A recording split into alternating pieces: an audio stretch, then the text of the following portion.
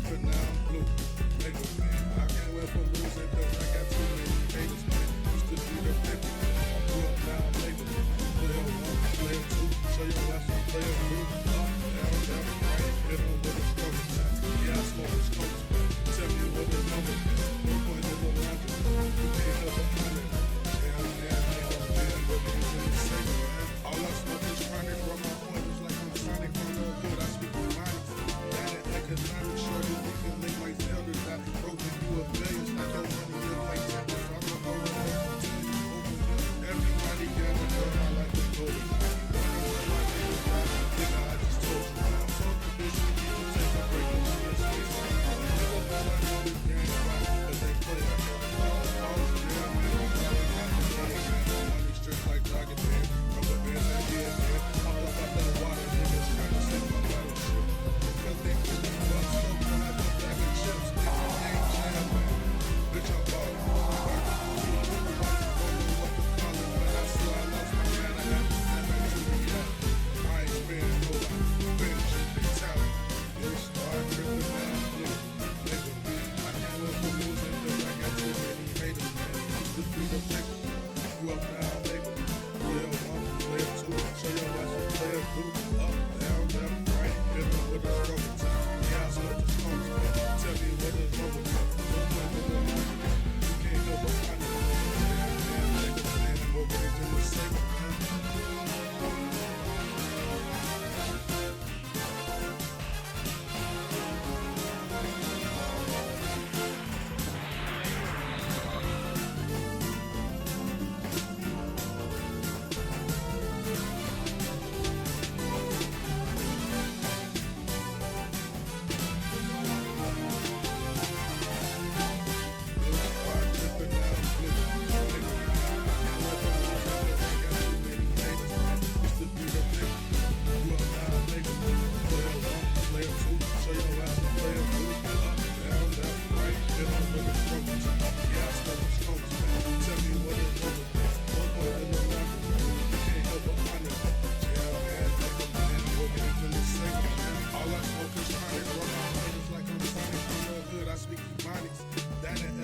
Shorty, we can link like Zelda, got broken you a billion, like your money up like Tempest, I don't know what else to tell you. Everybody got a gun, I like a golden. Wanna know why niggas die? Nigga, I just told you. I told the bitch we need to take a break and she just sticks out. Niggas do not know this damn spot, cause they play a nigga. I'm a boss, yeah, man, I call them out the big, man. I know it's just like Dragon Man. What kind of beer do you like? Heineken? Fuck that shit! Pabst Blue Ribbon!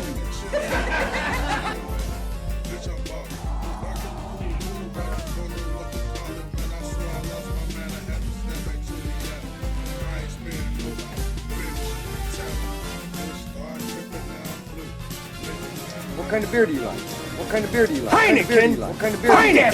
Heineken! Heineken! Blue Ribbon! Blue Ribbon! Blue Ribbon!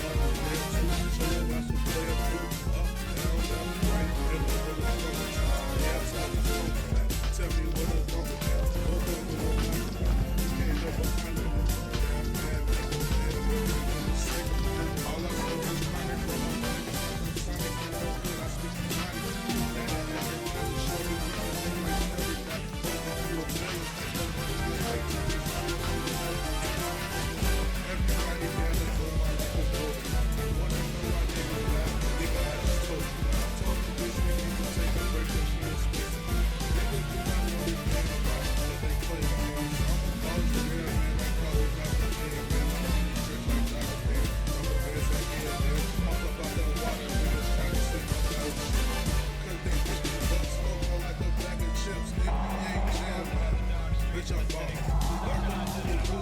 Don't know what to call it, man. I swear I lost my man. I had to stand like Cuban, yeah. I ain't spinning, but I'm finished. Tell me, it's hard to pick up now. I can't let the lose because I got too many haters. Used to be the nigga, grew up now, nigga. Play on one, play on two, play on left, play on blue. Up, down, left, right, everybody broken time. Yeah, I smoke the strong. Tell me what they wrong with me.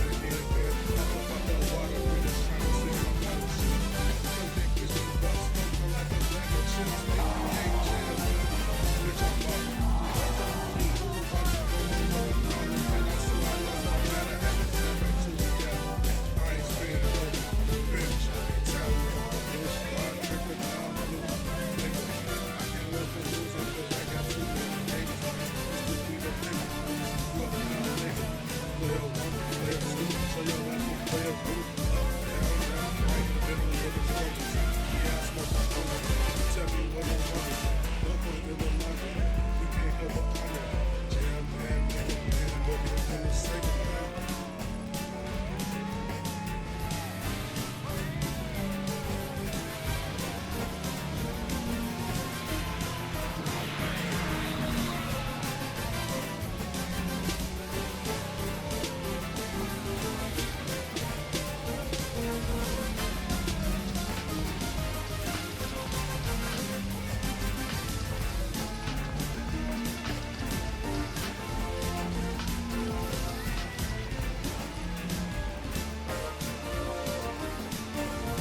What kind of beer do you like? Heineken? Fuck that shit! Pabst Blue Ribbon!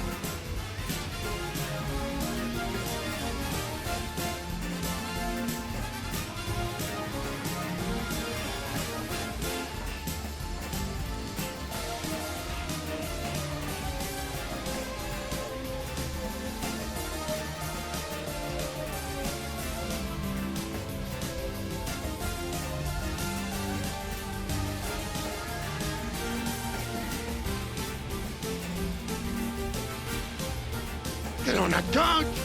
Come on, make me mad! Make me mad or I'm gonna be really mad! Move and your man don't scream at you!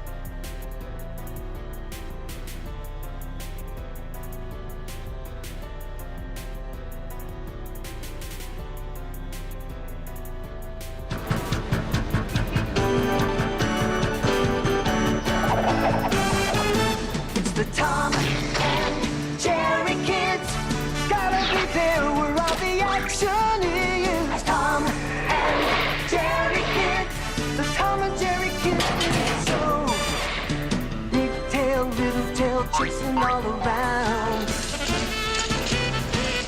a cat and mouse game that never lets down. Well, there's Spike and Tyke, Goofy and Dribble. Come on and have some fun, it's all so simple. Talking about the Tom and Jerry kids. Come on and be where all the action is. Tom and Jerry kids. The Tom and Jerry kids. The Tom and Jerry kids do the show.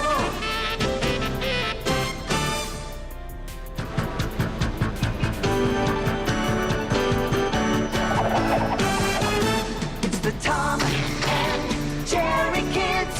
Gotta be there where all the action is. Tom and Jerry kids. The Tom and Jerry kids. So big tail, little tail, chasing all around. It's a cat and mouse game that never lets down. Well, there's Spike and Tyke, Goofy and Dribble. Come on and have some fun, it's all so simple. Talking about the Tom and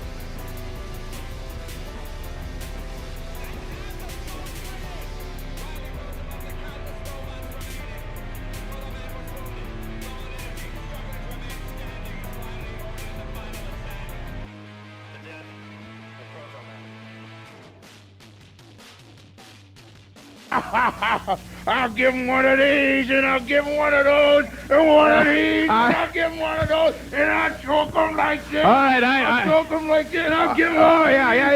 I believe you. But we got to know who are you? Who are you actually? Who are you?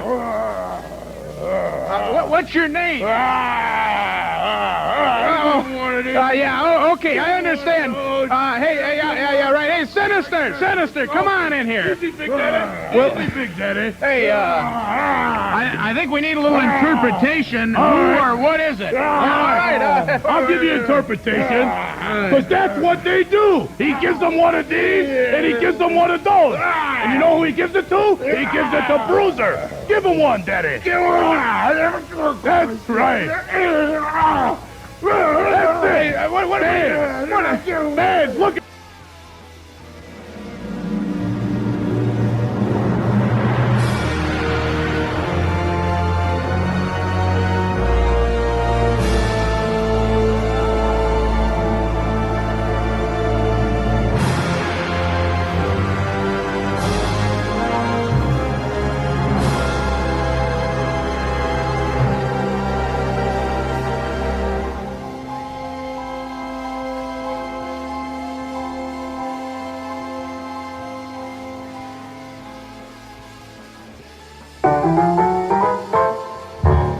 In the mid-19th century, in the northeastern region of the United States, there was a new pastime that people could not get enough of: picnics. While picnics had been a French pastime for over a century, Americans did not begin to indulge in the practice until the early 1800s, and then it was almost exclusively for the upper class. By the mid-19th century, though, people of all means were packing a basket, finding a picturesque location, and sitting on a blanket to enjoy a meal. Maybe somebody would bring a guitar and play some tunes. Maybe some couples would sneak off for some alone time. Maybe some guy in a boat would row by to watch. Everyone loves a picnic.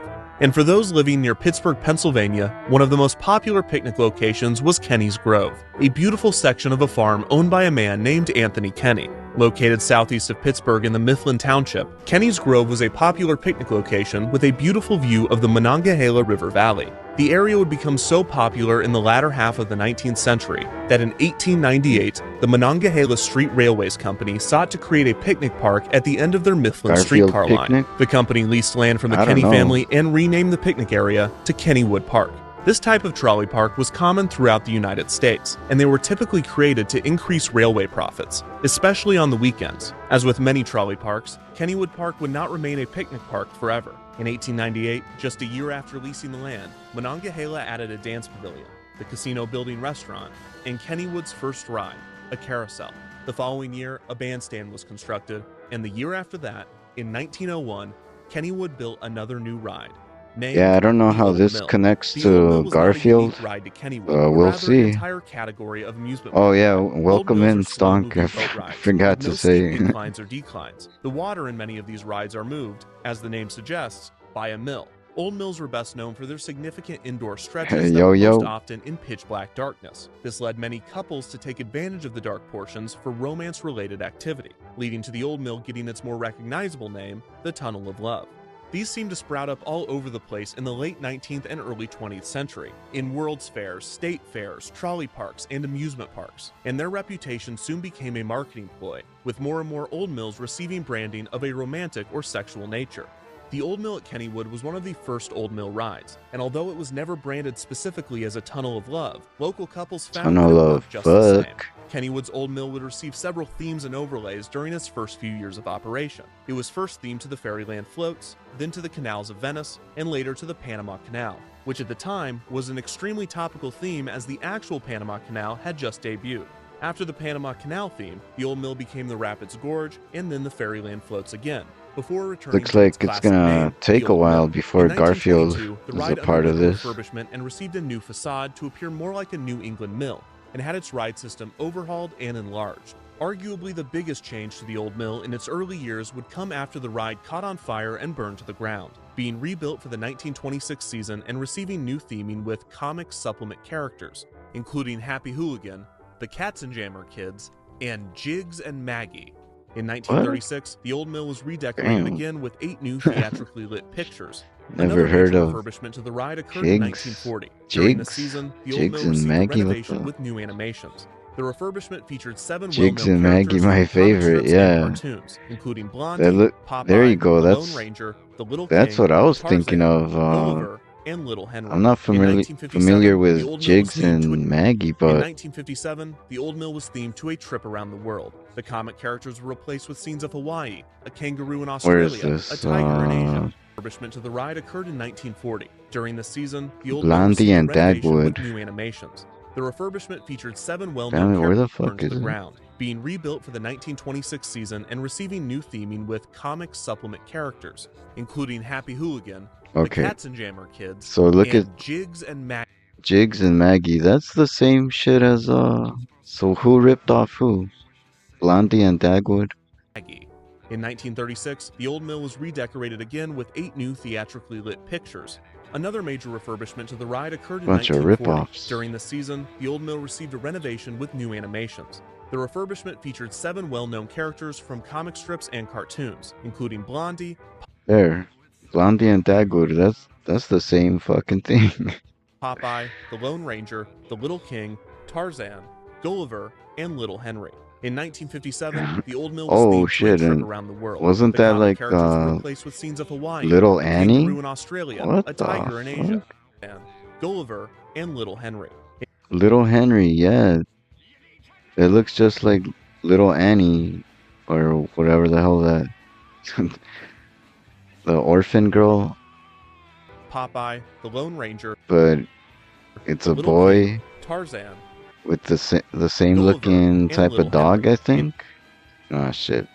Well, we saw him. In 1957, the old mill was themed to a trip around Yeah, the who was world. ripping The off comic who? characters Yeah. were replaced with scenes of Hawaii, I don't know, a man. kangaroo in Australia, It's a wild, tiger in dude. Asia, an elephant in Africa, Everybody and even was Santa just Claus in the North Pole. stealing The ideas loading from area each was also other, given and an animatronic nobody band of cared. monkeys that would play music for guests in the queue, which was apparently They probably auctioned had off just 1 really month before I relaxed started writing this video, rules although on it sold for copyrights and shit $2,300, back which is then. more than I've ever spent on an animatronic monkey band.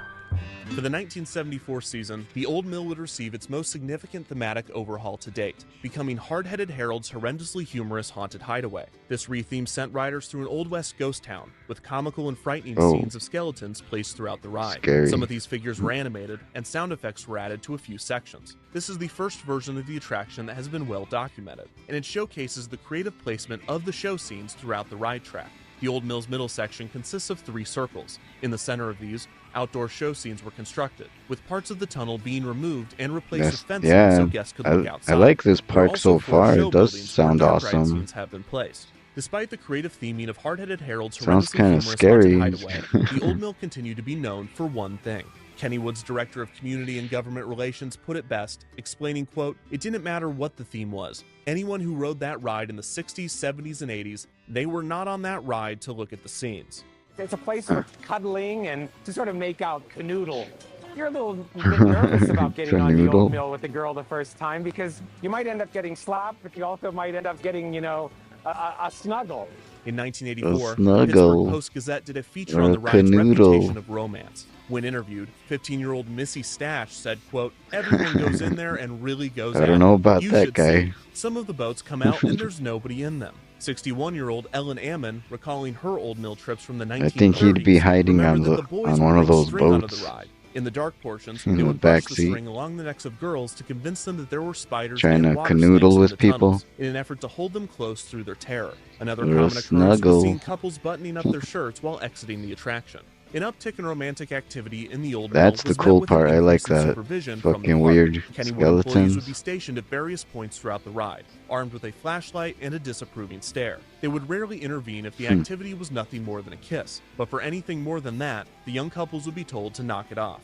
At one point in the 1960s, Knock it Kennywood off. employees were given a plastic bat and were instructed that if they saw the naked Oh, buttocks shit. of any rider, they were to smack them with the bat. This was very effective, and almost always Smack 'em prompted with the a embarrassed bat? couple to quickly redress For- themselves for for the remainder fucking of in the journey. the ride? This solution was actually quite popular in Old Mills, as this photo from a different tunnel of love proves.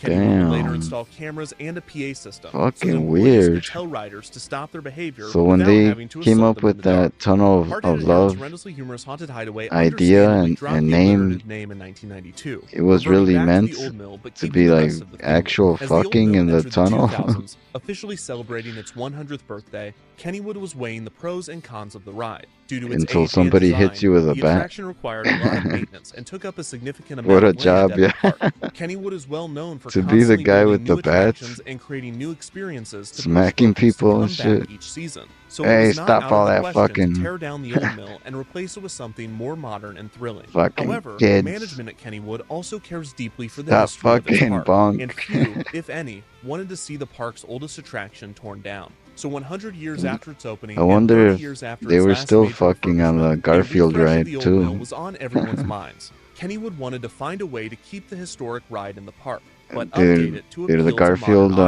audiences. And the answer to this attraction would come in the form increase the of a fucking powerful cat named Garfield.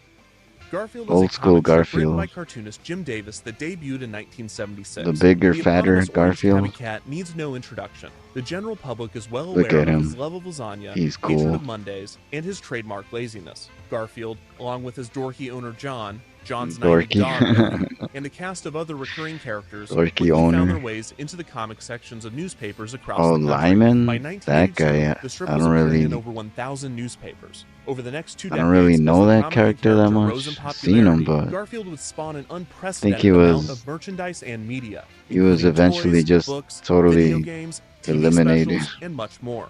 Despite Garfield being a household name and his face being on everything from tea kettles to lava Macca's is lamps, gonna want he was those noticeably cups. absent in amusement parks. It seemed that every major park chain had a classic cartoon character Yeah, as a do you mascot. remember Disney had Mickey Lyman? Mouse and I Friends. don't really Universal had remember Woody Woodpecker. much of Cedar him. Fair Like, had the Peanuts just Gang, he was and there. Six Flags He had just the Looney Tunes. existed. Garfield's omission from the medium was not lost on his creator. In But he 1988, wasn't when like asked if Garfield would enter the theme park really business, Davis anything said, quote, special. "I wouldn't touch it. Never." I don't know what And that's the history of Garfield and was theme he parks. living with John or Wait, 8 years later, he changed his mind. Wonder why. In 1996, plans were announced for a 535 Oh, acre hold theme up, what park was to be that? located Something in about Davis's home state of Indiana, near that Jim Indianapolis in Hendricks Davis County. was gonna give up Garfield's omission on? from the medium was not. He had Mickey Mouse and Friends. Hmm. Universal had Woody Woodpecker. Cedar Fair had the Peanuts Gang, and Six Flags had the Looney Tunes. Oh. Garfield's omission from the medium was not lost on his creator. In 1988, when asked if Garfield would enter the theme park business, Davis said, quote, "I would." Okay, I wouldn't touch it, never. Davis says immediately. I'd always be comparing anything we did to the master, the ultimate, to Disney.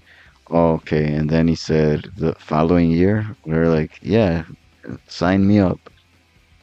Yeah, I used to have old Garfield books, and he was John's friend. Didn't really do anything notable. So, okay, he didn't live with him? That's what I was thinking. Like, maybe he was his roommate or something.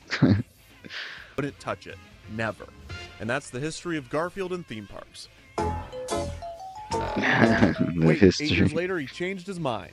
Wonder why. Oh, 8 years In later. 1996, plans were announced for a 535-acre theme park to be located in Davis's home Damn, a state whole of Indiana, near Indianapolis, Indiana. in Oh, Hendricks that's. County. I didn't even The project was named realize the Heartland he's Festival Entertainment Complex. he's from And at the heart Indiana. of the park would be Garfield's universe, a land dedicated to the character. This would include a No, I character think he was just carousel, some guy. Arbuckle's picnic Okay, coaster, damn. a ride called Garfield's Extreme Adventure, an Odie tongue slide, Irma's Diner, and Mama Leone's Yeah, it's restaurant, kind of which would serve, of course, lasagna. The Kind park of was planned funny. to open They in don't really 1997 and was a joint effort between a Michigan focus development on company and Davis's on John's company, Paz, Inc. life, The like cost of the project was his estimated to job be or anything. $120 million. By His all accounts, friends. Davis was significantly involved in the park's design, even going so far as to have a The only special person he Garfield-themed talks to planning is room, is and even the conceptualizing the more the mundane lady aspects vet of the project, such as that the garbage cans and restrooms. that checks up on Garfield. On Liz. top of the design contractors, That's about Davis it. reached out to other amusement park operators to consult on the project. Only its early human stages. that This John was when Davis first actually reached out talks to the to. Kennywood Entertainment Company, which owned 5 small parks Like on a in and regular around basis Pennsylvania, anyways. including Kennywood in West Mifflin. A year after the announcement, the opening date was pushed back to 1998. Despite significant utilities and groundwork being completed, the project struggled to find the remainder of its funding. The following year, the park Man, how rebranded can to they Garfield's dedicate a Adventure whole America park and scaled though back on to its plans, just opting Garfield? to construct and debut the Garfield area first, with the opening now planned for 1999. By this point, a significant number of Hendricks County residents opposed the project, even forming a group called Citizens Opposing Amusement Park, or COPE. The theme park was pushed back another year with a projected opening of 2000. In December of okay. 1999, Kennywood officials attended the International Association of Amusement Parks and Attractions Convention and Trade Show. It is here that they learned that Garfield was available to license. Oh, have It you seemed seen that the while Garfield's Garfield Adventure America minus was in a state of Garfield? limbo, Davis was looking to Yeah, integrate the where character elsewhere, he's at just least temporarily. and Kennywood erased. Entertainment was reportedly one of his top choices. And yeah, it looks specifically like the John historic is just Kennywood talking Park, to as well himself. as lake compounds in Connecticut. Kim Yeah, Gable, a spokesperson for Paws just Inc., doing that, explained, quote, Jim liked the deleting long Garfield histories of both from all parks, the comics. family-friendly atmosphere, Yeah, and the it fact makes that it they funny, were picnic like areas. Jim said the parks were a perfect thinking fit that for John's a Garfield, fucking who psycho never met a or picnic he didn't mentally like. ill You or didn't whatever. think that picnic stuff was gonna come back, did ya? An agreement was made between Kennywood and Paws Inc. for a one-year licensing deal to have Garfield and Odie become the mascots of both Kennywood and Lake Compounds. I was telling Macca's and Tap the other day, I don't know if you were around, but I searched for this one comic strip, Garfield, where Garfield wakes up one morning and he's all alone in the house. And then he searches everywhere, and the house, it turns out, it's abandoned. And the front, you see the house from the outside, it says for sale, and it's like the grass hasn't been mowed in a long time. The house is all beat up and everything, and Garfield just starts to get scared. He freaks out, and then he decides, he's he's talking to himself or whatever, and he decides to just live in a fantasy world where John and Odie still exist in his head. So the real world is the Garfield is living alone in that house, but he's imagining that John is there and Odie. But then I'm wondering, did John ever exist? Did Odie exist, or was that always part of Garfield's fucked up mind? It's a trippy ass comic strip, and it was like real. You might think that it was some fan made thing or whatever, but I'm pretty sure that it was real. It came out in the Sunday edition where it was fully colored. Yeah, that's trippy. Yeah, it's crazy. Like, so the creator Jim Davis, he had a pretty dark, twisted mind. Just like Jim Henson. Like, people think that he was always this like really nice and friendly guy. Like pretty much Kermit in real life. But then he had a lot of like dark fucking ideas and everything. And yeah, he wishes to some extent he kind of wishes that he got to do more of like darker, more fucked up shit. Like, once he got popular with Muppets, he felt like he got stuck with doing just that. Like, he really wanted to do all types of other stuff. He was never even interested in puppets in the beginning. Like, it was just something that he was doing for money. With the commercial, he made commercials for coffee and some other shit, whatever. Yeah, it's pretty cool. I still gotta watch the rest of his movie, the documentary on Disney, Idea Man or whatever. It's pretty cool, man. Like, seeing all the other stuff he was working on. In the northeastern park seemed to conflict with the appeal of Garfield's Adventure America in Oh yeah, Indiana. he did those However, Wilsons, yeah, the fucking really violent Wilsons coffee commercials, and that Jim Davis where and Paws Inc. had never they keep on blowing up this one guy that says, "I never heard of Wilson's coffee," and then the other puppet would shoot his ass or blow him up. Meanwhile, at the Kennywood parks, Oh hey, Garfield Necro, and what's Odie were up? fitting right in, taking photos with Jim guests, Henson selling worships merchandise, Satan, and smoked appearing in crack, advertisements. and fucked The integration was hookers. successful enough that Kennywood and I Paws know, Inc. I extended sold their them agreement, the further bait cementing track. Garfield's presence in the parks. Kennywood's Kittyland would Man, receive you got more him Garfield hooked. theming, and in 2002, Fucked up his the life. first Garfield ride opened at Kennywood, named Garfield's Pounce Bounce, a kitty bounce tower made to look like a block of cheese, covered in mice, and adorned Okay, with a that's Garfield one of the statue. rides. As Shit. Garfield continued to increase his presence at Kennywood, the park in Indiana was finally canceled. The developer had been sued by one of its contractors for lack of payment, Alright, let me and not long after this, start it was doing revealed that the park owed shout-outs. $166,000 in back taxes. The park was soon foreclosed on, and the development company filed for bankruptcy. By 2003, Oh, there we go. Just wondering when that was gonna pop up. Oh yes.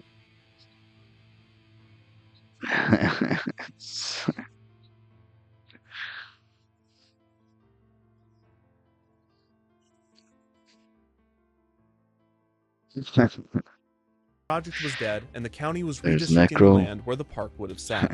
Despite the failure of the park, Taking Davis was care still of passionate business. about Garfield's presence in theme parks. And since he and his company already had a successful Killing some relationship with Kennywood, it only made Draculas. sense to go all in on the Pennsylvania park. It was time for Garfield to get his own dark ride. Time for It Garfield was to at this get his point own that the dark history of the ride. old mill and the history of Oh yeah, Macca's was playing some knockoff James Bond game that kind of looked like this.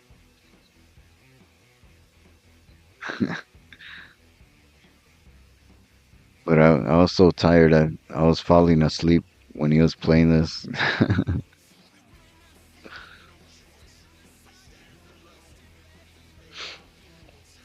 I don't even know what game it was. He's got so many weird ass janky ass games that I never heard of, but he'll buy anything that's not well known and looks kind of shitty. He'll just buy it.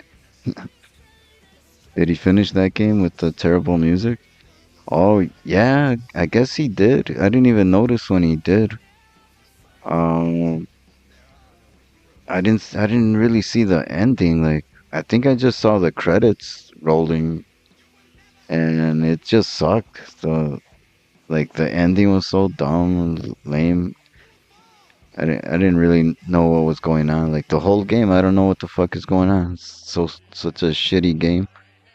And then today in his Discord he wrote that he got the bad ending after all that shit.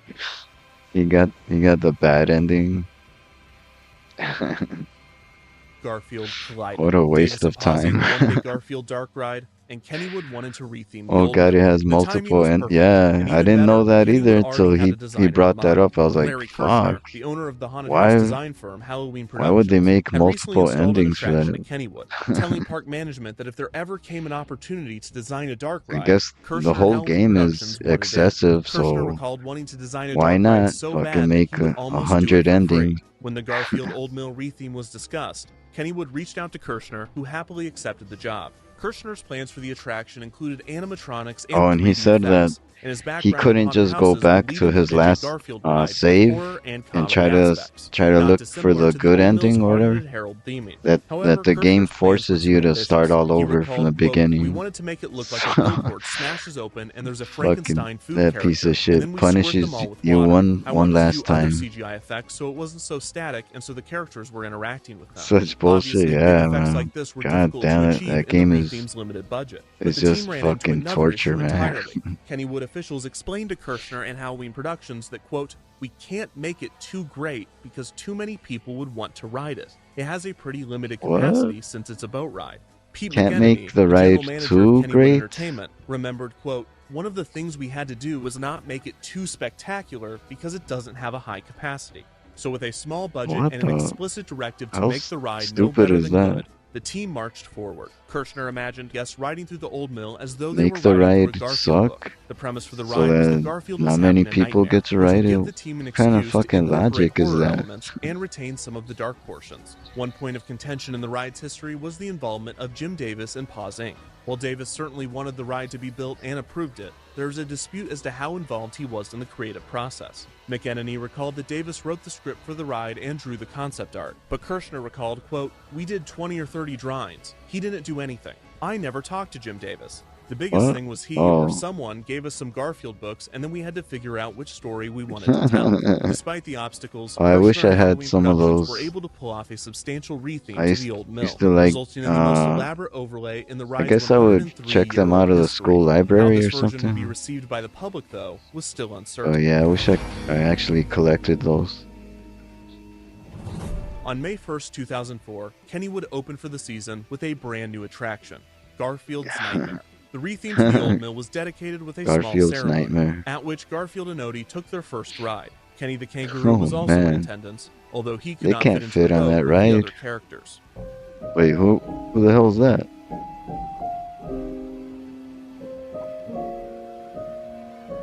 Just a random Guests entered the kangaroo? attraction under the large signage, twisting around an outdoor queue with the familiar old mill show building intact, with a small adjustment. In the window of the mill house, a frightened Garfield could be seen inside as the shutters opened and closed. While waiting in line, riders viewed TV screens that explained the history of the ride and featured clips of Garfield. Oh, As okay, guests yeah. entered the loading area, That they were seems like- surprisingly handed 3D glasses to wear on But the attraction. every other After riders theme loaded park into their boat, likes they would to take do, a left turn, have passing a TVs guard and station, shit. revealing that the ride was covered While in you cameras. wait, Reportedly, because the this was fucking intentionally the put rides in take plain sight an as another hour deterrent for to get romantic on. activity. As guests climbed a short lift hill, they heard a mysterious booming voice. This is the most frightening adventure you will ever be on. Unless you have cheese. I like cheese. So give me some cheese and What we'll the? Who's this? After a right turn, guests went down a passageway covered in glowing advertisements for PepsiCo products, which was Oh, unsurprisingly Kennywood's food and drink vendor. This was also the first of many blacklight scenes, That's and the walls were splattered with oh, that's fluorescent material, terrible. which was definitely It's just added by fucking Halloween pictures Productions of during the Pepsi refurbishment and was not and the result Ruffles of 103 chips. years of bad What? aim. This is also where the 3D glasses came into play. Rather than Fritos? being a Oh, stereoscopic shit. 3D Macca's effect in which favorite, two images are made Fritos. into one to simulate depth, Garfield's Nightmare used chroma depth, which diffracts colors through a holographic film. This results in certain Damn, colors yeah, popping this into ride the is foreground while others is are off pushed to a into the bad background. start. The warm colors, red, orange, and yellow, are the ones pulled forward, while blue, indigo, and violet are pushed back. This effect works best with bright primary and secondary colors, which inadvertently gave the ride a distinct color scheme. The chroma depth effect is commonly used in haunted houses, and Kirshner and his team are industry leaders in the style.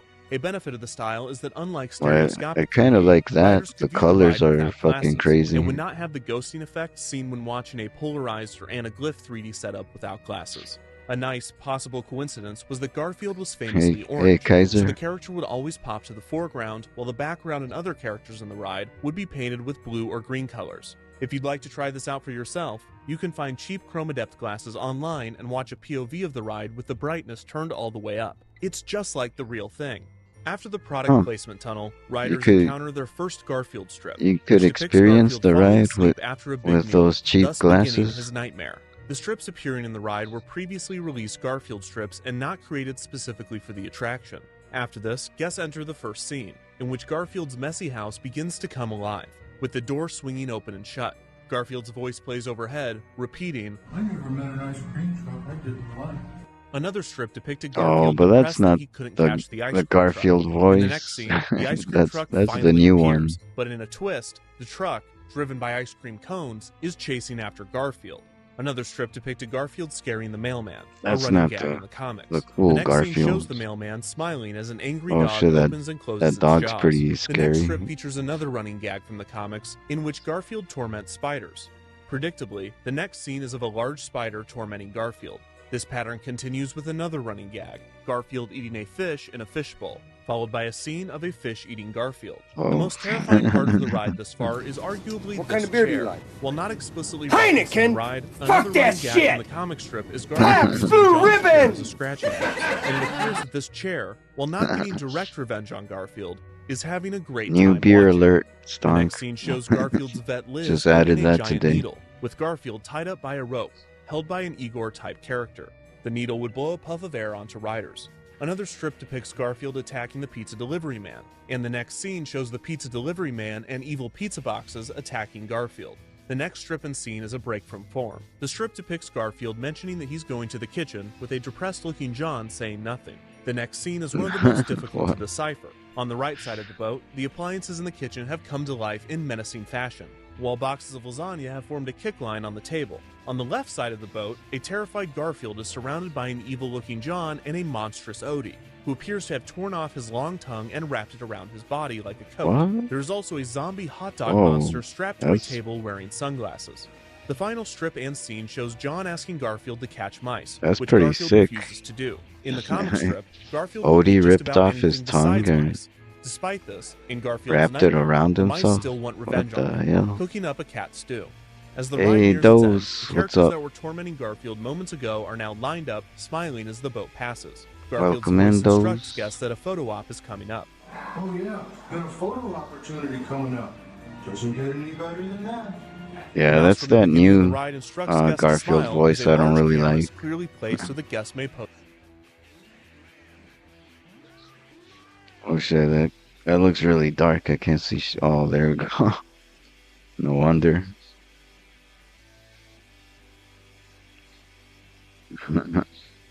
Is that Turok?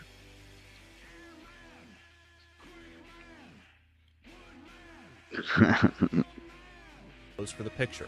As guests You reach can the end never of the tell ride, what a final game strip appears on anybody the wall. plays. Garfield says, quote, "What a great ride. It was Unless kinda it's scary, an old but it's one. over now." While the creatures from the ride follow close behind. What a This great appears to be ride. the It was only kind of Garfield strip scary, but created it's over specifically now. for the attraction. Garfield's nightmare was drastically different than the old mill Kennywood regulars were used to, and any significant change would have its detractors. However, Garfield's nightmare almost Bach- immediately developed a cult of hatred among Bach park Jam. goers, with many citing its cheap effects, product placement, and overall Yeah, that bizarre was nature. kind of a It was cheap too scary ride. for many children and too Garfield for many adults. For longtime Kennywood fans, I didn't it know felt what like a to betrayal expect, of the but historic old mill. But in all definitely fairness, not they that. probably just weren't around for the 1920s version that featured Jiggs and Maggie, the Garfield and Odie of the 20s.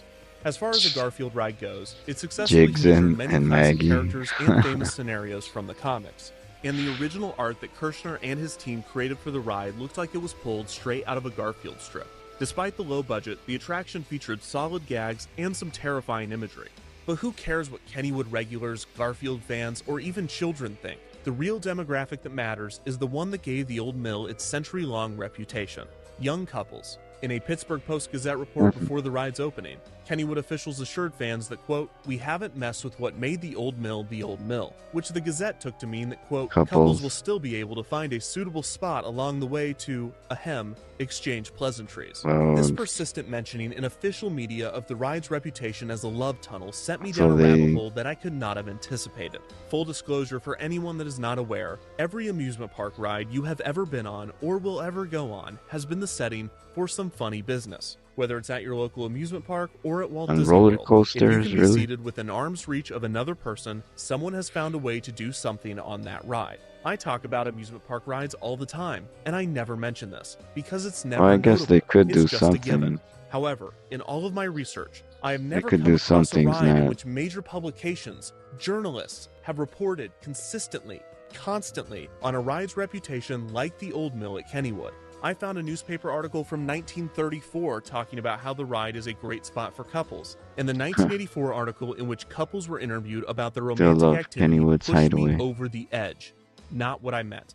After hearing mention that sometimes boats would pull into the station Keep with no one hands inside, inside, I wait knew that I till had to it go stops. deeper. Dang it. Look, if you're just interested in the physical history of amusement park rides and you don't care about the culture attached to the old mill, I'd recommend skipping to this time code.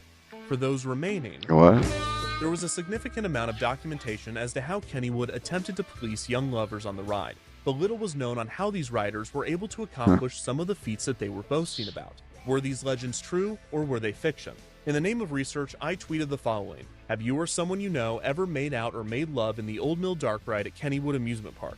If so, please email your story to imadeloveintheoldmill@defunctland.com." I followed up this tweet clarifying that I didn't want details of the activity, I wanted to know where in the ride people jumped out. And either no one saw this reply or they didn't care, because I did receive many emails, and most of them contained graphic Wanna detailing know of what year activities that did took they place stop in the hitting old mill. people with To borrow a bats bit of Pittsburghese, to stop "Yins are fucking on nasty." the ride? Of the 56 messages I received, only 3 were obviously fake, and the vast majority contained details far too specific to be made up, mentioning school trips or special events that I verified were accurate. I'm not going to share any of these and assert that they are 100% true, but here are a few of the more interesting submissions with redacted bits for anonymity and appropriateness. Feel free to pause and Makeout read at your own story, pace. does this count? Oh shit. Oh, they censored some of the words. Oh. In the end, the email submissions did provide a few interesting insights. First, smart couples would come in packs, try to space out their boat departures as best they could from other riders, and then run their hands on either side of the boat to slow their motion, thus extending the ride and their time in the dark. Please Second, keep there are hands at least 2 people who to claim to know yourselves. someone that was conceived on this ride. Maybe it's you. Third, most surprising, the Garfield overlay did not deter many people from treating the old mill as the same tunnel of love previous generations had enjoyed. In fact, the majority of my emails were about acts of passion that took place in the neon-lit tunnels of Garfield's nightmare. Some people noted that the Garfield theming diminished the aura of romance, while others admitted that they believed it added to it. Some even purposefully sought it out. Maybe ironically, maybe not. Some As one people emailer so eloquently actually got put, turned quote, on by Garfield knows all about his neon sins. fucking bright Garfield.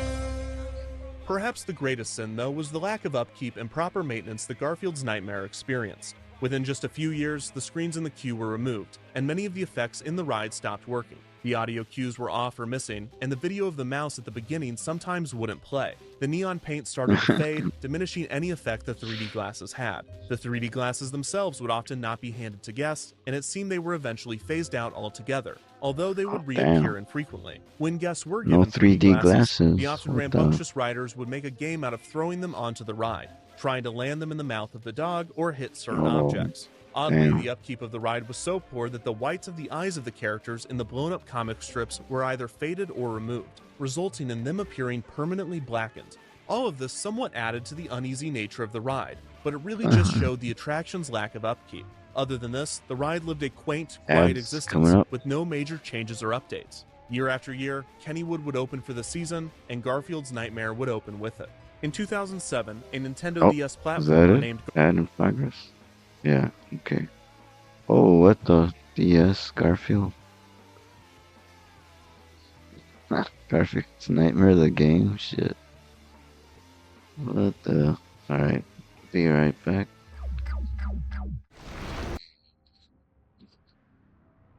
Insomniac Doze asked me, what should Macca's do differently if he replays the Callisto Protocol by Crafton? Macca's should swap those burger flipping skills for some serious goon maxing practice to take down that two-headed beast on Callisto. Maybe add a side of chaos fries to the order for that extra mayhem flavor. Remember more anarchy, less Big Macs.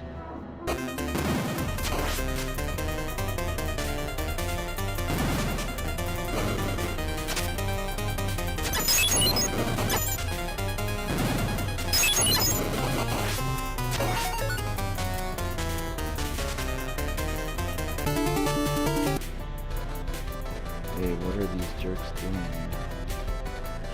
Be good. They like super duper. Yeah, let's start doing that, and make sure you get our camera ready. Capture Bigfoot on film.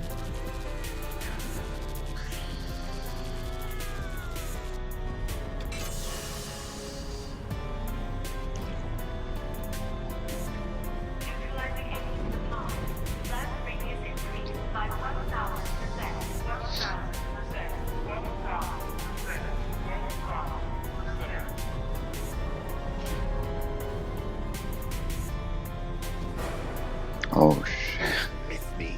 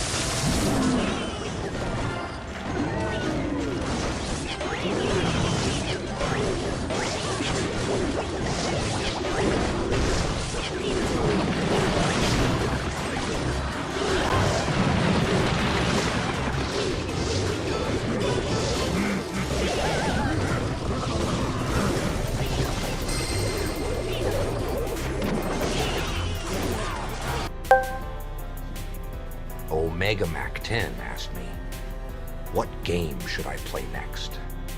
You should play Goon Mac's Chaos Unleashed, where you can tap into your primal instincts and wreak havoc like a true savage.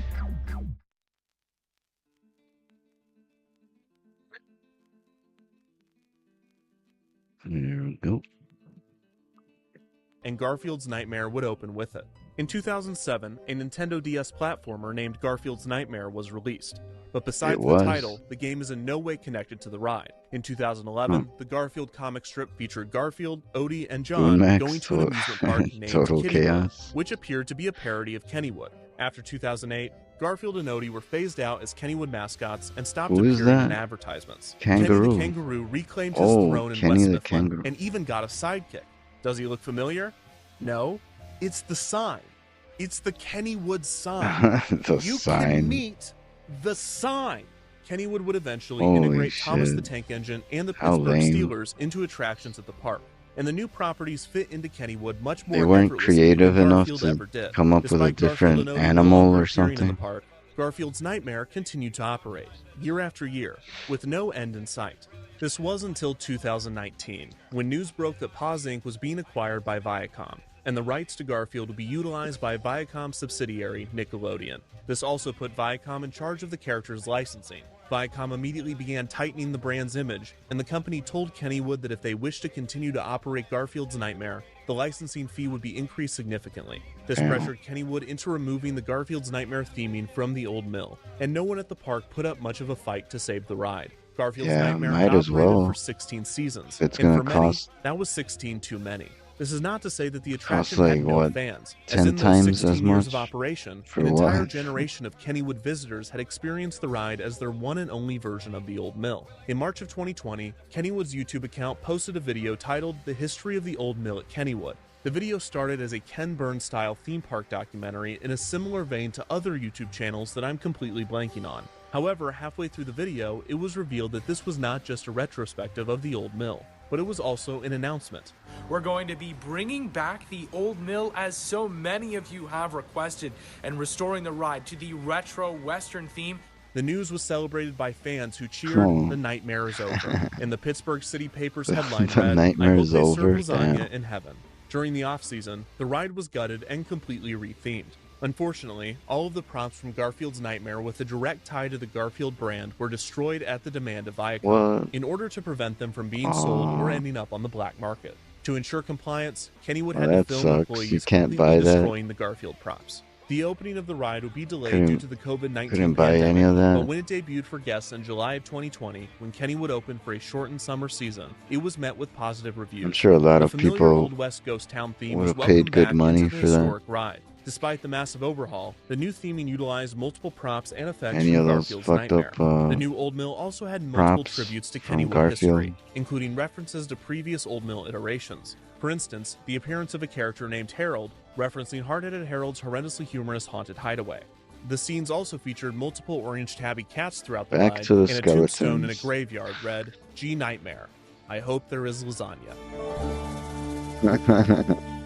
G Nightmare. The Old Mill at Kennywood is the world's oldest operating Old Mill attraction, and this is not by coincidence. Kennywood is a historic park whose employees and visitors care deeply for its history. While Garfield's Nightmare was not necessarily a beloved attraction, the retheme played an important part in extending the life of this historic ride.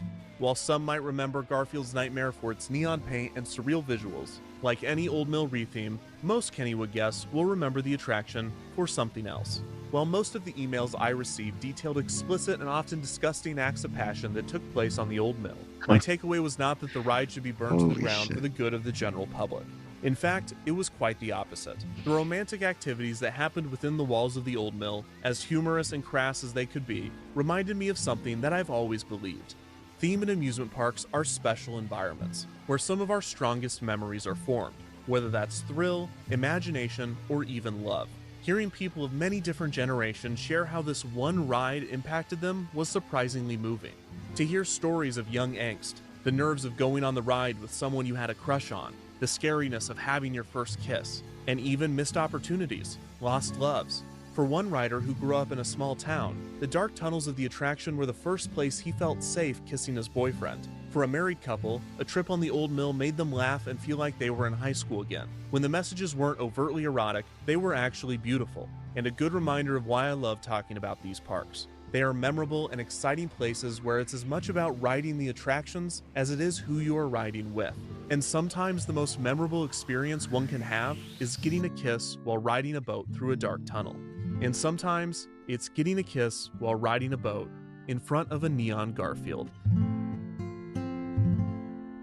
Down by the old mill stream, where I first met you, with your eyes of blue, dressed in I thought they shut down the whole thing, the park, so that's cool.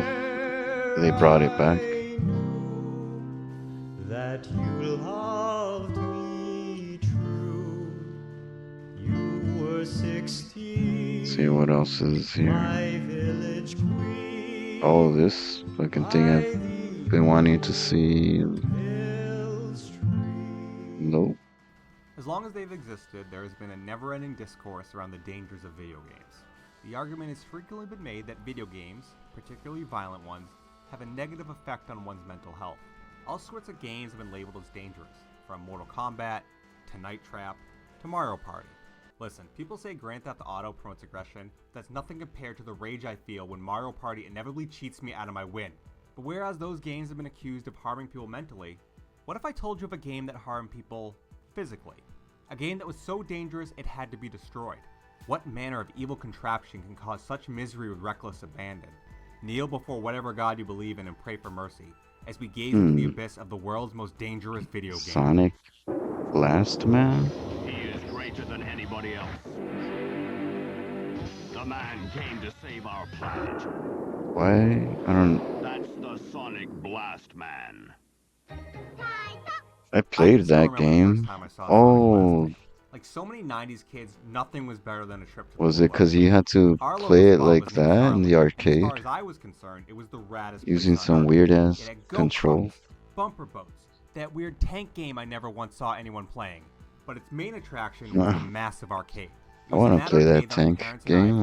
Eyes on Sonic Blast Man. What's that about? In the game, you are the titular Sonic Blast Man, and it's your job to save people by defeating enemies of increasing difficulty. By When you punching? beat the game with button combinations or impeccable timing, you beat the game by beating the game up.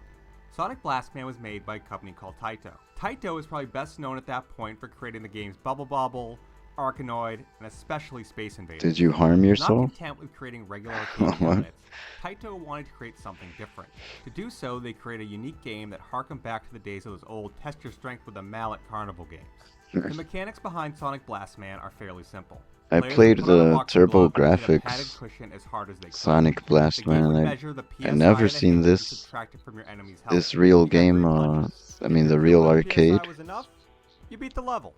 The website imockery.com compared the game to that scene of Rocky IV where Ivan Drago is demonstrating his punching power, and you have no idea how genuinely upset I was that they made that connection before I could. While the trips to Starland were originally meant for me, it quickly became apparent that this game had Oh affected shit! my father. What the fuck? They show I have this such vivid memories of my dad waiting clip with a from bunch of other dads Suburban to tell me that this Suburban time He was Commando. gonna kick the game's ass. The game had 5 stages with increasing difficulty. The harder the enemy, the more it was going to take to knock them Yeah, out. if you played The first this stage, you must stop a on woman with a big Turbo bumper, what is Graphics, essentially one of the bad guys from Death Wish 3. Then you you must just stop use a the truck from control. running over a baby. Never mind that Sonic Blast Man is presumably killing an innocent driver, or that he can just fly and grab the baby. You're boring everybody! Quit boring everyone! In level 3, you have to destroy a skyscraper, which is apparently managed by terrorists. Man, Sonic Blast Man had no sense of collateral damage, did he? Level 4 is pretty cool, as you have to try and knock out a giant robotic crab terrorizing a beach. The Turbo Graphics game is You know someone pitched them nothing to a like crab this. and they got yelled at their boss for not taking their job seriously. My dad spent many an afternoon knocking the legs off that crab, but it was always the next and final level that he could never conquer. The last and toughest level in the game is about stopping an asteroid from destroying Earth. Your call. No pressure. That level was incredibly difficult to beat, but man oh man did my dad try. I'm sure a good chunk of my college fund was converted to quarters as my father punched hole after hole into that meteor to no avail. Sonic Blast Man related income instability was probably pretty common though, as it was an incredibly popular arcade cabinet. The industry magazine Playmeter frequently had it in its top 10 of most popular games. The game even appeared multiple times on the British video game show Games Master, where they had professional boxers on to demonstrate the gameplay.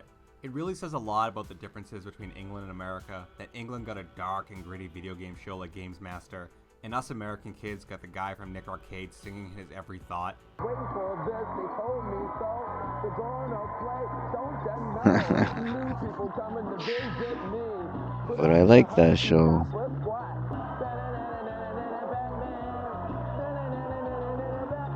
You could rightfully say that there were a multitude of reasons for Sonic Blast Games Master, I never heard of that. Or its clever game design. That sounds like a good show if the biggest factor to its popularity was this guy says it was better. My dad didn't stand in line to play Sonic Blast Man by himself.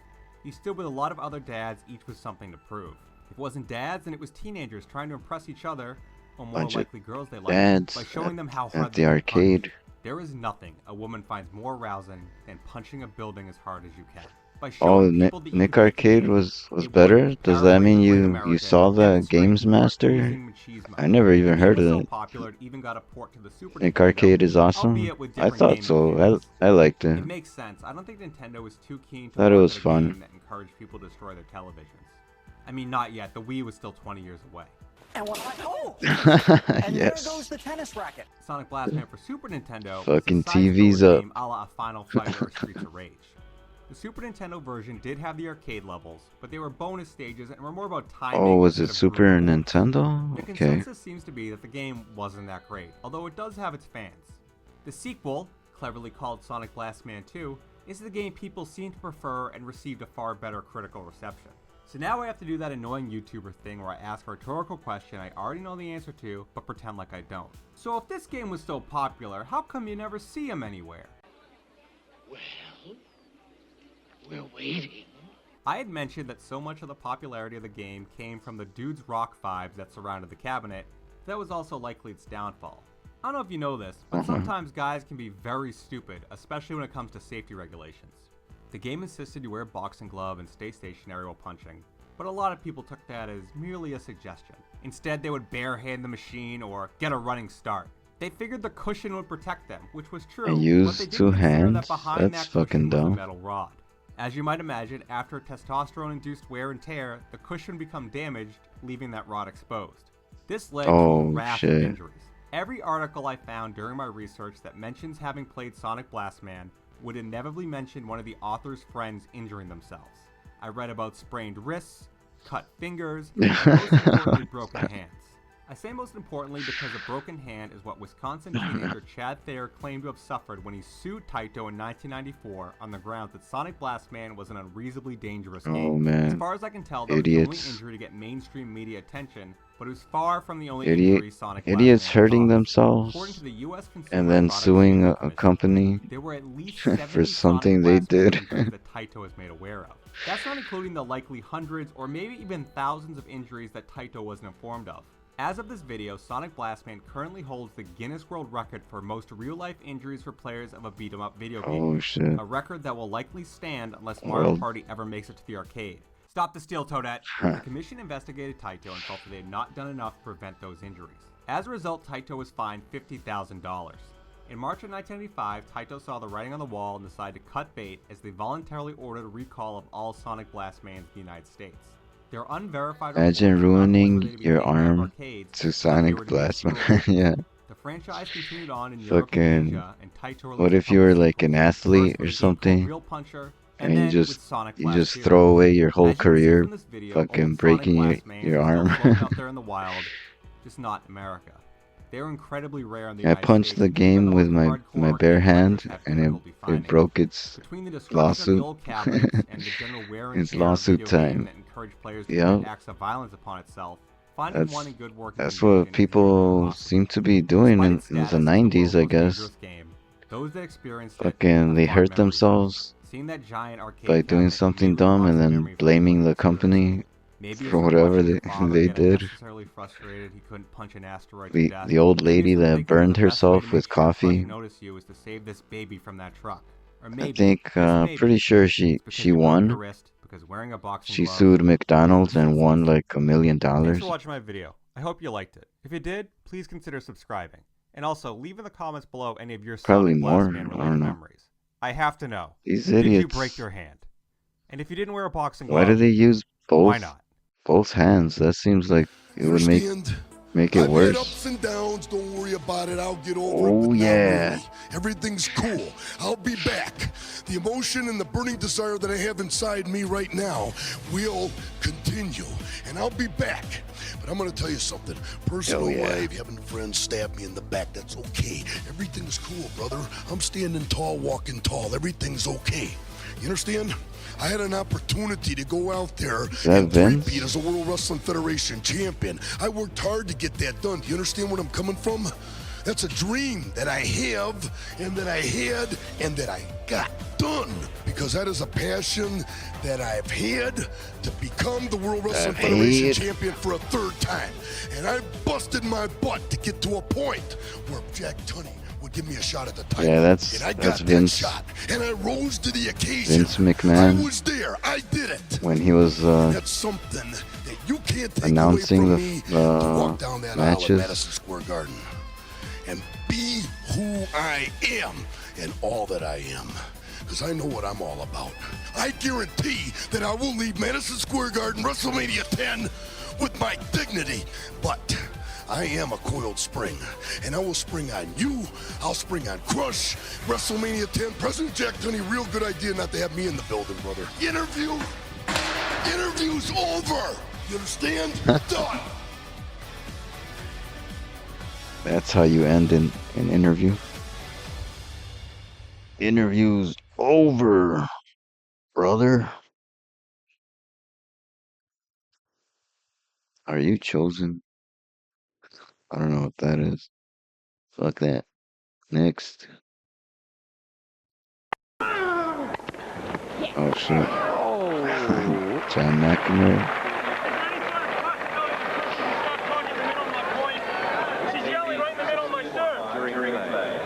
Oh yeah, I saw the comments for this video, and check it out. See if you think this lady is a real person in the crowd at the end. The lady that's yelling or whatever, fighting with John McEnroe. People say she looks like an alien.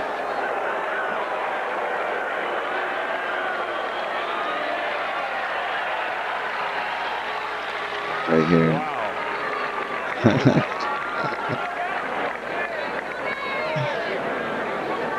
I guess she's an alien. I don't know. Have you taken a look at those eyes? Alfred Hitchcock could use her for like one of her movies. Even the announcers are saying she looks pretty crazy. Like Alfred Hitchcock should use her in a movie.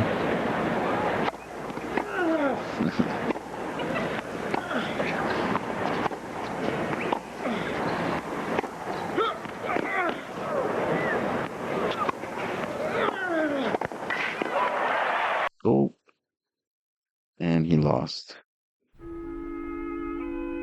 Oh yeah, what is this shit? Another weird old movie, short movie. Creepy 30 stop motion Dolly Daisy. Yeah, it looks fucking creepy, so I thought it was worth watching.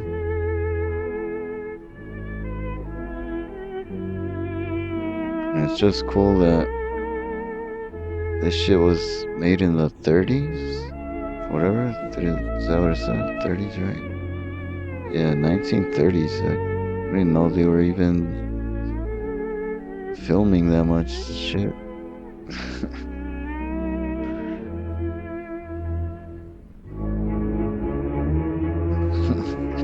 And man, these characters, they're just fucking ugly as hell.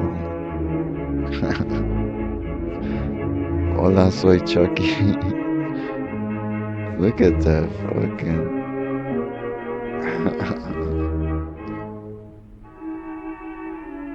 Why is it that people in those days they tended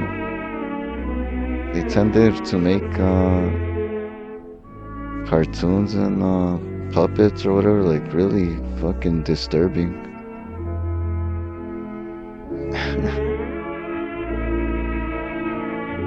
Look at that girl, what the fuck?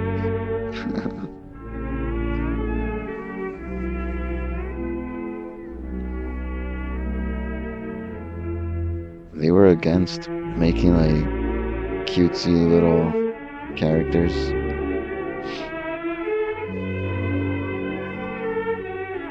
Nope, everybody was like, make them fucking scary. Give people nightmares with these fucking things.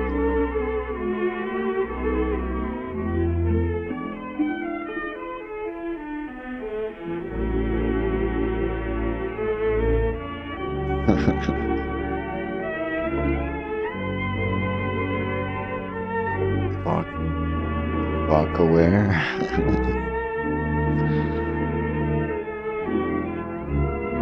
Walk scared.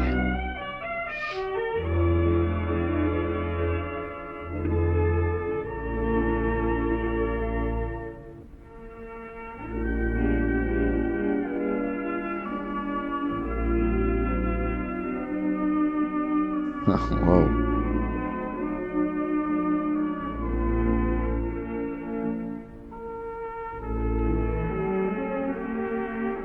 No fishing here. Oh shit. Well, he's dead. What? Oh.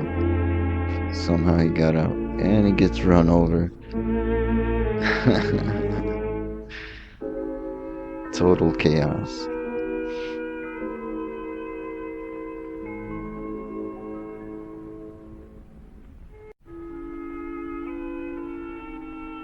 Oh my god, what the fuck? Just abusing that poor kid.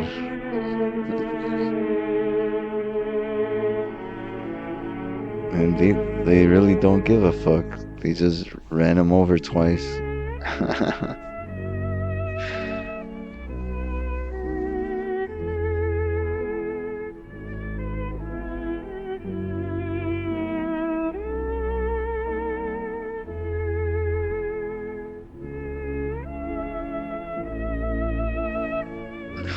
Okay. See ya.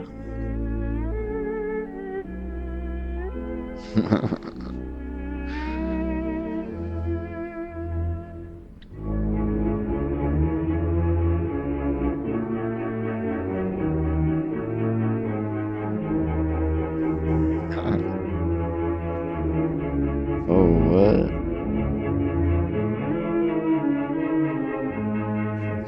Who knows? Oh shit. Just gonna shoot her because...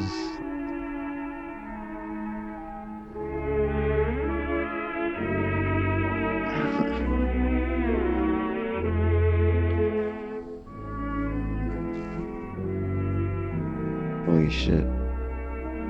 Her head's fucking 3 times the size of that guy's head.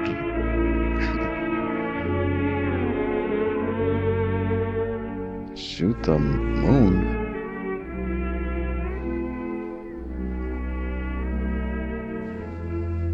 The end. Oh, what's this? I don't know what I put up next.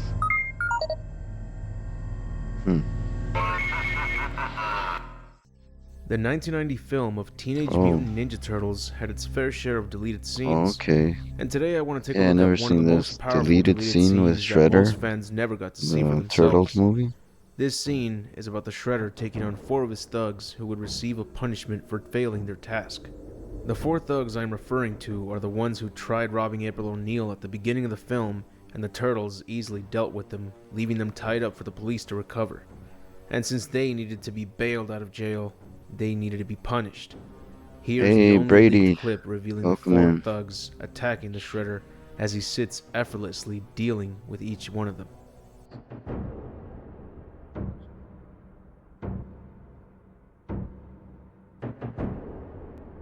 Shout out to Brady.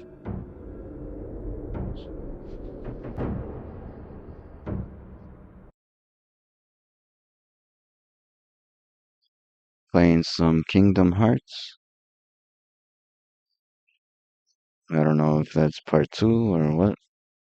I don't know those games. If you're But wondering what happened next, the rest of the deleted scene may they, not have been they look revealed yet, cool. but the I'm script just for not the into film describes the scene RPGs thoroughly. that much. I'll explain the scene as it was written in the script. He makes his way toward the platform looking neither left or right, but completely focused on his destination. Tatsuo follows off to the side, a step behind. I wish they the kept teenager's this, part, clearing him a path you to know, the platform. director's cut or something. He heads straight to the center of the barren stage and sits, his movements seizing completely. This He would have stares been straight pretty ahead. cool. Tatsuo then moves in and carefully removes the cloak, the reason for his care evident when he exposes what lies beneath. A severe black I remember doji, that part. spiked At with least, razor-sharp ninja armor. Tatsuo then looks off the platform and nods, and 4 very they nervous-looking kept teenage thugs, 4 the same ones that were turtle-tied in the Channel 6 parking lot, Turtle-tied. step up onto the platform, forming a square around Shredder. He still doesn't move. Tatsuo then receives a box from off the platform and removes an ornate red headband, which he slowly drapes over one of the Shredder's shoulders. Did they even film it? Tatsuo then says quietly Thought and it was respectfully, deleted. It says "Master deleted Shredder." fight scene. The 4 thugs now have eyes only on the red headband, as they are handed various ninja weapons from off the I platform. love Kingdom Hearts 1. Shredder has none. Okay, And still, that's what he doesn't I'm move. hearing. Like, His eyes continue forward as the thugs stare people at like the the red first headband, one, and then it all pursing their goes lips and to wiping away hell. nervous perspiration. And we I begin think to get the I idea remember a that the friend one of who gets the mine headband doesn't receive a told me reward, about part but 2 rather and avoids a punishment. how fucking Tatsuo confusing stands at the it back got rim of the and platform and weird. holds up a hand, palm outward. So yeah, it's very quiet now. It's like a mess. No movement from the audience, as they and the 4 thugs concentrate on Tatsuo's hand. It closes into a fist, and with it, the 4 thugs attack, producing Okay, loud there it screams is. with each thrust they make attempting to reach the red headband. But they don't have a chance. The Shredder, remaining seated, seems to know where they will strike before they do. And with simple, fluid movements, This would have been fucking never making cool, a man. sound, never Should've wasting a kept it. motion, he not only repels their attacks, but exacts a payment for them. For with calculated precision, he uses his story armor gets to weird, slash each thug in but the turn, games are always scratching good. one's shoulder, ripping through a pant Okay, leg to yeah. another's thigh. I think the movements are so precise, someone in I fact, follow that it's apparent he's not just trying to started seriously hurt playing them, part only 2, leave a mark. It's over very quickly, and with each thug they back do in his like corner, the nursing the gameplay. wound. I think. They are helped off the But yeah, platform there's while Tatsuo nothing you can receives do the red about that headband in story. the exact position he left it That's the in. part And after that Tatsuo steps down, just goes to leaving hell. his master alone on the platform, the Shredder finally speaks.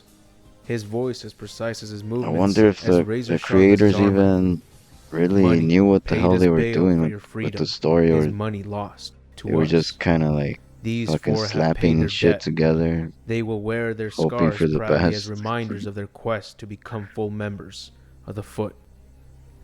He allows a moment for his words to sink in as they reverberate about the huge enclosure. So that's everything that occurred in this deleted scene. If you look at the Shredder's introduction scene, the moment when he's giving their new Foot Clan member his mask, you can see one of the 4 thugs in the back with a cut on his right shoulder. It's blurry, but you can see that he's holding on to his injured arm. As the deleted scene shows, so it was part of meant to it's still begin the there. moment they unrolled the carpet. The novelization of the film as well as the comic book based off the film both included the deleted scene and both described it similarly to the script. I didn't know there was a comic It's on less it. of an impact when it's shown in the comic book, kind of comedic looking to be honest, but I guess it's better than not including it at all, like the film did. And seeing as they filmed the scene, Yeah, the comic. they obviously should have included well, it that since one it's an looked like amazing scene. It's not exactly a violent, storyboards, mature like scene, quickly and if it were to be drawn included, it would storyboards. probably last about a minute or 2 for the entire scene. Only because of the build-up, as the I fight bought does the not appear to first last of long the since each the thug easily backed the off Fist of after the being North cut Star once. so it wouldn't take up Fitness. too much time. It's not Fitness exactly game? graphic. Just an Wait, impressive scene that's that a new does a great game? job introducing the Shredder as Only well as including those $10. 4 thugs.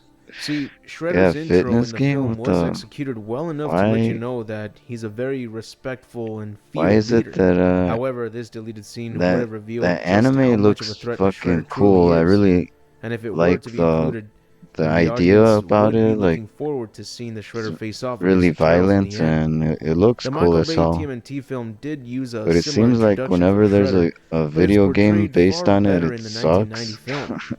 It's a damn shame that it wasn't included, but seeing as they did film it, then they can always include it with the next anniversary edition. If you'd like to know more information about this, be sure to check out the link in the description to tmntfilm.com. They have a huge section talking about this particular Release the deleted scene. director's cut. So with that said, that's it for the video. If you enjoyed it, be sure to leave a like, share, and subscribe if you haven't. And if you'd like to see extra videos, have early Fitness access to boxing. upcoming videos, and you'd like to vote Fist on what of the you'd want North to see Star next, is or you the... simply just want to see your name at the end of the videos, okay, that's the then feel full free name. to support the channel by donating a single $1 to my Patreon. The link is on the description, So along it's with a not link like to my an Facebook exercise page, DeviantArt, routine and Twitter. theme I'd also like to give a around big Fist thanks of to the all my North Star. Patreon supporters. It means a lot to me that you're helping The support my channel. PS4 But Fist of the anyways, North I'll see you all in Star the next video, is really and good. remember Oh, to okay, have so an awesome they did day. make a good one. And it seems like all the old ones that I remember seeing it, anything related to Fist of the North Star, it was kind of shitty. I remember the NES one. I mean, I still like playing it, but it was kind of cheap and crappy.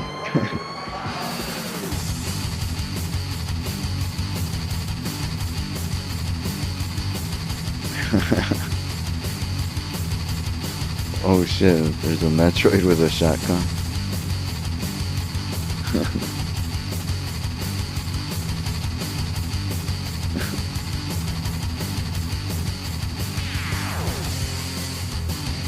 Doom Guy and Samus. When are they gonna team up?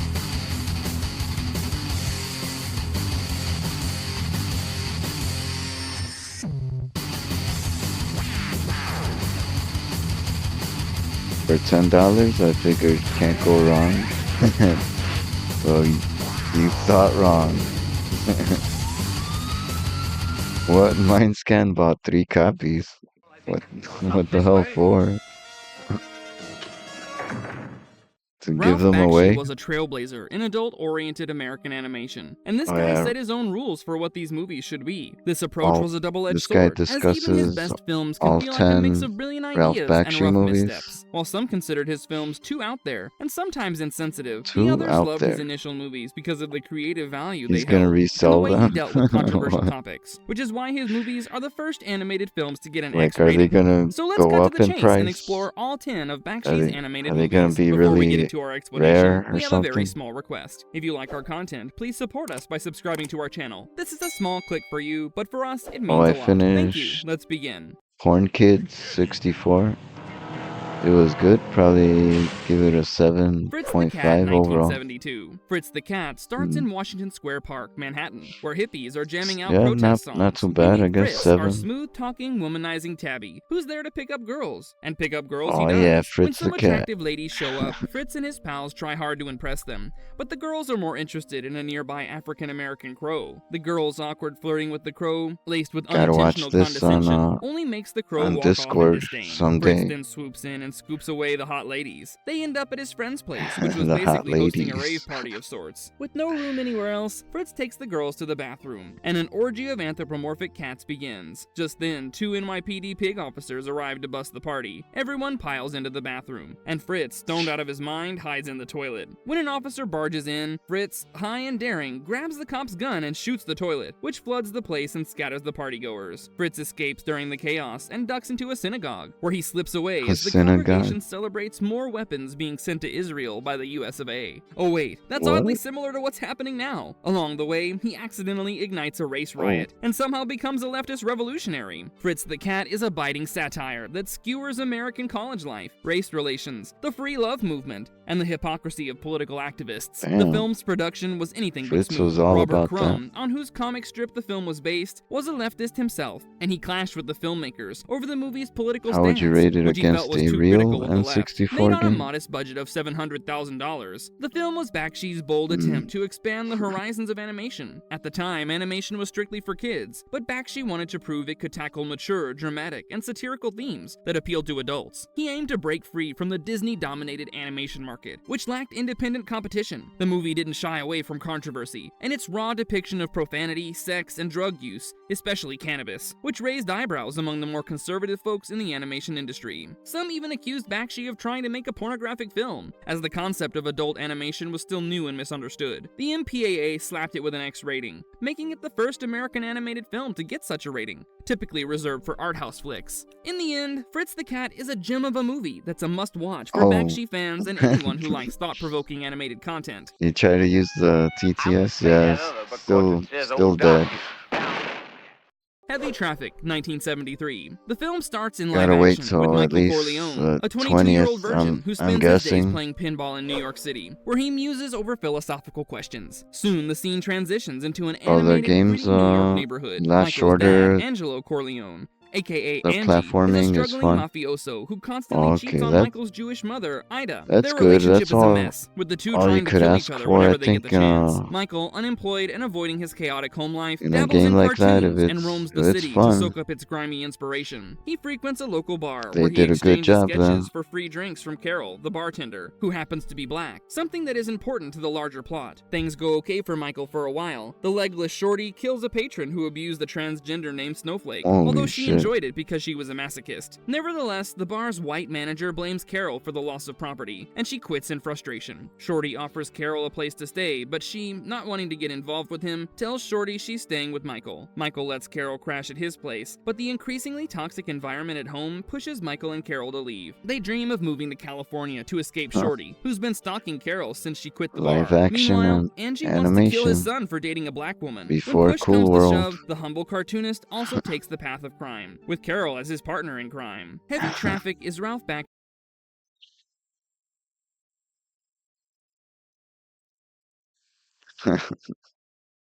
Bakshi's follow-up to Fritz the Cat, but this time he ditches the talking animals for human characters, which definitely helps in giving the film a more realistic undertone. The protagonist, Michael Corleone, yep, the same name as Al Pacino's character in The Godfather, was a bit of an oddity but didn't really feel off. In fact, I think Heavy Traffic is one of Bakshi's most critically Corleone. successful endeavors. Bakshi seems to draw heavily from his own Brooklyn upbringing, and he manages to create a gritty, authentic backdrop. Unlike the sharper, more focused satire of Fritz the Cat, Heavy Traffic takes a more picaresque approach. I mean, our hero is not the most righteous or honest man, but he's still appealing, and so are his adventures. If you want just one reason to watch this one, do it for the outrageous and often over-the-top adult humor. Bakshi gives us scenes with giant breasts, a BBW model adjusting her bra, Michael getting impaled on his own erection, and there's even a scene where a woman goes down on a man. It's crass, shocking, and undeniably Bakshi. Shit. Damn! Fucking black! Coonskin, 1974. Coonskin starts in a small Oklahoma town, with the local preacher leading a Oh, prayer and this giving a movie tour to I the kids. actually Soon, he and watched. Samson plan a prison break to free their friend Randy. As they rush to the It's- prison, a it's woman pretty stops Samson, who ridiculous. tells him about the price. Meanwhile, Randy and his cellmate Pappy escape and wait for their rescuers. With nothing to do, Pappy starts telling Randy a story about three guys who resemble them, which is what the movie's about. In Pappy's tale, Brother Rabbit, Brother Bear, and Preacher Fox are evicted from their home-turned-brothel and plan to get their due from its new owner. Added into the mix is the sheriff, who discovers his daughter working as a prostitute. After a deadly confrontation, the trio flees to Harlem, only to find it's not what they expected. They encounter Simple Savior, a phony revolutionary leader who stages flashy performances and scams donations by exploiting black oppression symbols. Rabbit and his friends quickly see through Savior's act, and not only does Rabbit steal the donation money, but he ultimately kills Savior to take over his racket. The movie goes on to include several of the typical Bakshi elements, so you can expect a lot of fire fiery car crashes, heavyweight boxing, Violence. homophobia, racist cops, homophobia, Oh, yeah. mafia, and more. Racist With cops, Coonskin, gotta Ralph have Bakshi that dove in a headfirst into Bakshi movie. controversial waters. Although he aimed to tackle contemporary race issues and paint a vivid picture of African American life in the 1970s Harlem, it didn't really sit well with the audience. To get it right, Bakshi hit the streets with a Yep. tape recorder and interviewed African Not Americans about back their then, experiences. and Like not in Heavy now. Traffic, he filmed real Harlem scenes, overlaying them with animated characters. The backlash forced Paramount to drop the film, and Bakshi had to re-edit and cut some controversial dialogue before releasing it independently. Despite initial dismissal, the film has been re-evaluated over the years, and is now seen more as a satirical caricature, which is what Bakshi's primary intent was. 40 years later, Coonskin can be given some leeway as a complex piece of work. It's clear Bakshi didn't set out to make something racist or derogatory. He even hired many black animators for the project. Sure, if Coonskin were made today, it would face a lot of backlash, because things have Sure. evolved politically and socially. And of course, this evolution has been nothing but positive. But remember, Who in would dare make 1975, something the only like that? prominent black filmmaker was Melvin Van Peebles. Bakshi deserves some credit for being a white filmmaker willing to explore a different culture, even if his approach was flawed. However, after Coonskin, Bakshi went more mainstream and delivered movies like Wizards, Lord of the Rings, etc. Wizards, 1977. Wizards is a trippy post-apocalyptic fantasy film that blends magic, mutants, and Nazi propaganda, and pixie hookers in a way only Bakshi could pull off. The story starts with Earth Mixing recovering some from a Nazi nuclear war that propaganda, left the what? planet blanketed in radioactive clouds for 2 million years. When the sun finally breaks through, the surviving humans have mutated into grotesque forms, while the planet's true ancestors, trolls, fairies, elves, and dwarves, emerge to reclaim their place in the nearly utopic land of Montagar. It's peacetime on Earth, and we meet Delia, the queen of the fairies, who goes into a trance and gives birth to twin wizards, the gentle Avatar and his brother Black Wolf, who's mutated in all things evil. After Delia's death, Black Wolf tries to take over, but Avatar kicks his butt in a magical duel. Naturally, Black Wolf is forced to flee Montagar, but like any self-respecting villain, he vows to return and let mutants rule. 3,000 years later, Black Wolf is back and rules the dark land of Scorch. He's got an army of mutants and evil creatures like orcs, goblins, trolls, and even dragons. However, the poor guy's initial attacks on Montagar fail because his troops keep getting distracted. Then, Black Wolf finds an old projector with Nazi propaganda footage and uses it to mess with the minds of his enemies and boost his own soldiers' morale. The animation, Meanwhile, in Montagar, that looked like a Avatar lot is busy of training the skill, president's daughter Eleanor to become a paintings, full-fledged fairy. but- Their peace is shattered when Necron 99, a robot assassin sent by Black Wolf, kills the president. Avatar subdues the robot, reprograms it for peace, and conveniently names it Peace. Avatar learns from Peace about Black Wolf's dream machine, and realizes they must destroy this projector to stop another Holocaust. Now it's not a million-dollar question, but how would they achieve success? Wizards is as heavy-handed as it sounds, but Ralph Bakshi's hipster lens makes it a little more palatable. Avatar, with his dated lingo like "this has been the biggest bummer trip I've ever been on," is probably my most favorite character from the movie, but I'll have to ignore his outdated attitude. Bakshi's signature that one crude looks yet cool. innovative I animation techniques wouldn't from the mind checking 70s that are out. on full display here in Wizards. He jazzes up traditional cell animation with trippy optical effect backgrounds. In the climax, he goes further, mixing live-action footage of airplanes and tanks with the animated battle between Avatars and Black Wolf's forces. Again, pretty typical of Bakshi. One big issue with Wizards is its inconsistent tone. The film awkwardly swings between action, slapstick, and social commentary, and ends up becoming a bit of a mess. Yet Bakshi's mad scientist approach occasionally hits something exciting, funny, or touching.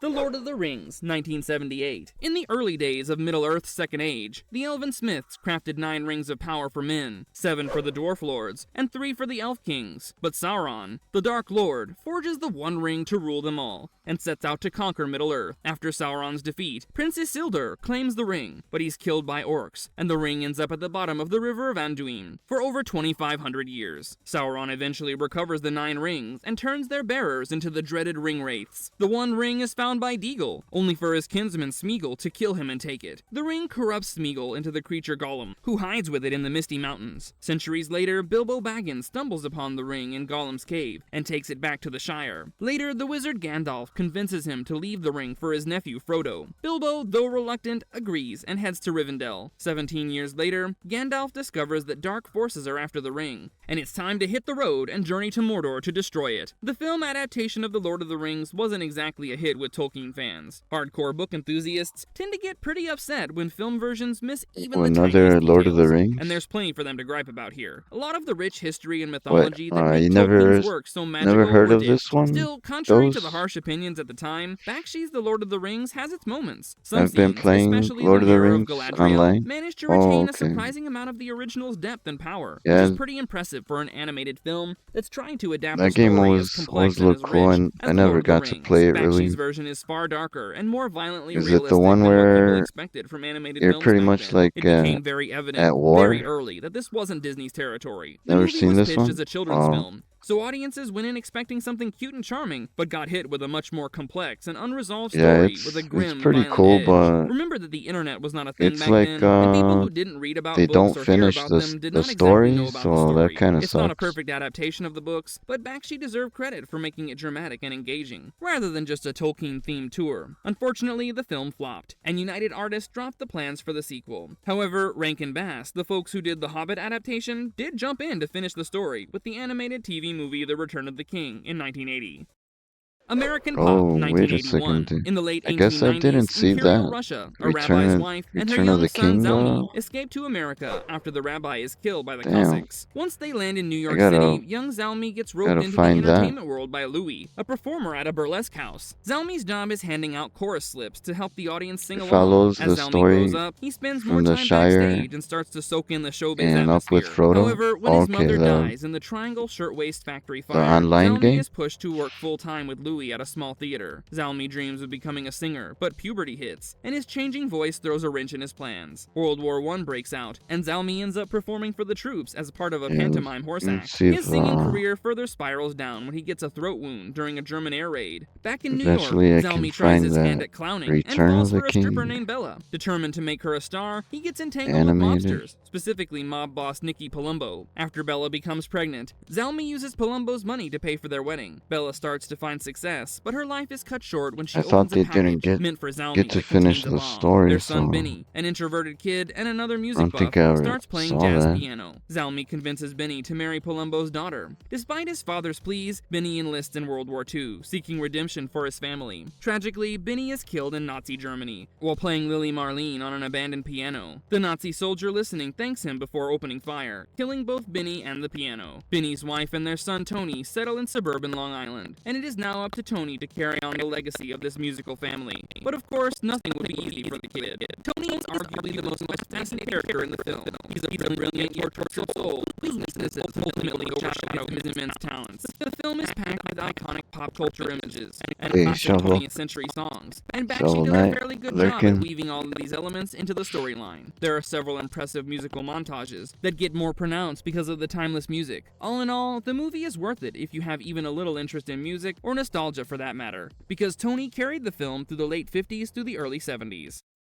Hey Good Lookin', 1982. In Long Island, a mysterious man shows a middle-aged woman a black jacket, something that seems to have deep sentimental value to her, and the mysterious man starts spinning a tale about its owner. We're thrown into a flashback to 1953 Brooklyn, where an Italian rebel named Vinny Ginziana leads a greaser gang called the Stompers. His best buddy is Crazy Shapiro, whose detective father these are the named movies Solly I wants to never murder him. heard At of. an old basketball court, Vinny reconnects with his old flame, Rosie Featherschneider, but Rosie's overprotective Jewish dad doesn't like her meeting him. So like any self-respecting, cruel, and psychotic father, he chains her Holy to a shit. bed. Vinny and Crazy steal a car, spend the night causing mayhem, drinking, playing pool, and exploring the town. They end up at a bar, meet a couple of prostitutes, and sleep on the beach, only to wake up near a group of mobster wives. Crazy makes a move on the ladies, while Vinny stumbles upon a buried dead body. Of course, the elegant mess has just started to take shape. The mobsters soon get alerted, and they beat Crazy, while Vinny escapes and bumps into rival gang leader Boogaloo Jones and his men, who challenge the Stompers to a rumble. Later, Vinny, Roz, Crazy, and Eva go to a party where Vinny announces the upcoming fight, but the gang isn't thrilled. One thing leads to another, and a hallucinating Crazy starts shooting wildly on a rooftop, which leads to a gunfight between the gangs. Boogaloo hides, Sal gets killed, and Vinny fakes his death. Back in the present, the mysterious man finishes his tale. He reveals that he's Vinny, back after 30 years. Vinny embraces her, and the two lovers finally reunite. Originally finished in the mid-70s, Hey Good Lookin' was meant to be a hybrid of animation and live action, with the main characters as cartoons against real-life backdrops, but Warner Brothers rejected this version. When it finally hit theaters in 1982, it had morphed into a fully animated feature, except for a few scenes with animated characters over live-action New York street footage. The soundtrack was updated to an 80s take on 50s rock, which didn't always gel with the film's gritty tone. The music clashed with the grubby material, and the plot felt like a Bakshi's greatest hits compilation. So there were sharp social observations with broad ethnic stereotypes and surreal set pieces. Despite the compromises, the core of what Bakshi intended with Hey Good Lookin' shines through. The film is an anti-nostalgic sketch of racial conflict and awkward romance in 1950s Brooklyn. Bakshi doesn't romanticize the past. Instead, he paints an ugly New York filled with thugs and racists. I would say the movie is a lovable snapshot of a rough and tumble era.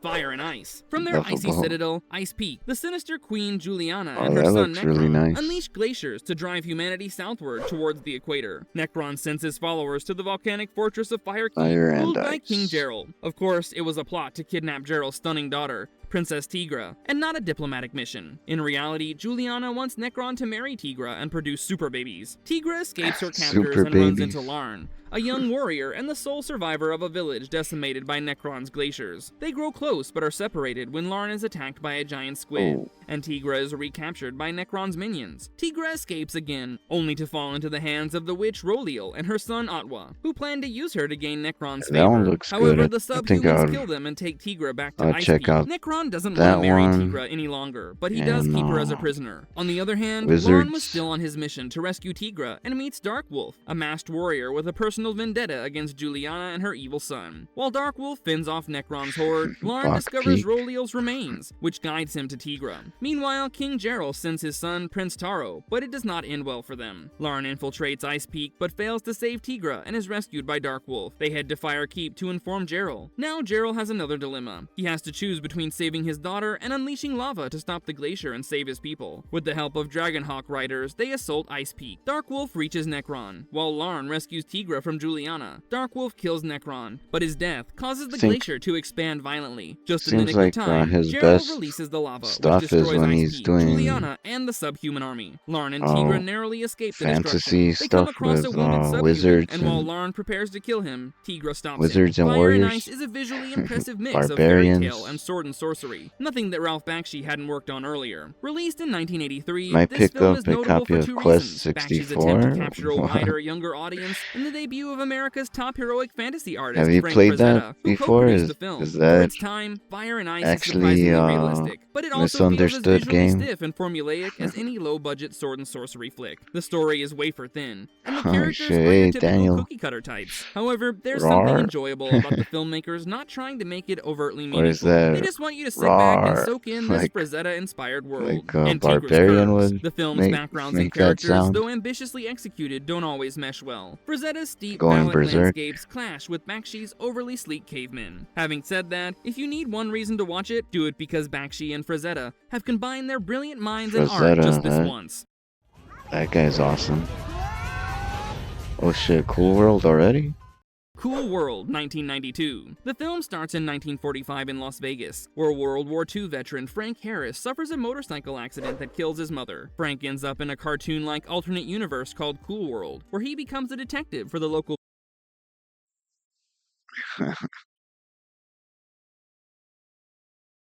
Oh, some Bon Jovi.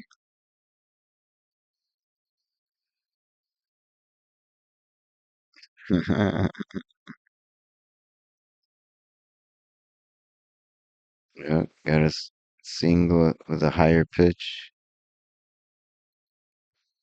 Get that Bon Jovi sound. police department. 47 years later, we meet Jack Who Deebs, clipped an this? underground cartoonist just released I from a don't 10-year know. prison stint for murdering his wife's lover. While locked up, If Jack you don't reads know, a I comic don't series know. called Cool World, inspired by his strange visions, the star of which is the super hot Holly Wood. Holly dreams of escaping Cool World and becoming a Hollywood. real person, a transformation that's possible if Doodles, or the Cool World inhabitants, have with Noids, or humans. Although Frank and his doodle partner Nails are vigilant, ensuring the dimensions don't mix. Things go haywire as Jack is pulled into Cool World and smuggled into a nightclub by Holly and her goons. Ralph Bakshi's Cool World, his first feature in That almost a movie decade was- after Fire and was Ice, cool. ambitiously aimed to be a gritty, Not too adult bad. version of Who Framed Roger Rabbit, but unfortunately, it fell short, and by miles. The technical execution was uneven. Some characters in this twisted animated universe were unintentionally hilarious and laughable, while others feel flat and lifeless. The integration of 2D and 3D characters is poorly done, which makes the technical flaws glaringly obvious. The film is so ragged and disjointed that it's hard to follow, with plot holes and illogicalities that are tough to overlook. Cool World struggles to establish Yeah, the I basic guess ground there- rules for there its was a lot principle of of shit that didn't transference make between sense. the animated and real worlds, which again results in a storyline that feels like gibberish. Despite these shortcomings, Bakshi injects the films with bursts of animated creativity, with little explosions of toon action that pop like video game novas. These moments provide some entertainment, but they aren't enough to salvage the overall experience.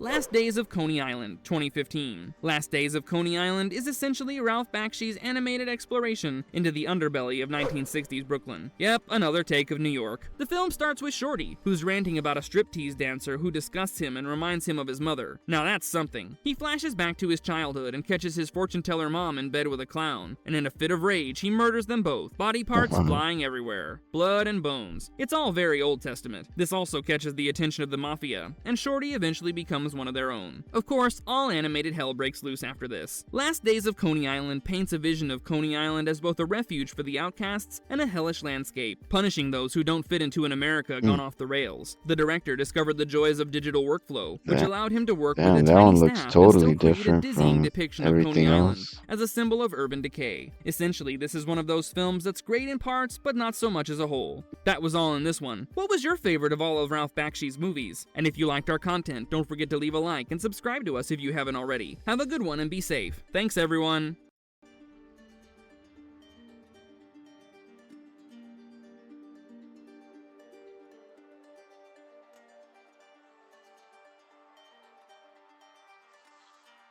Ads are gonna start. Let me start that up.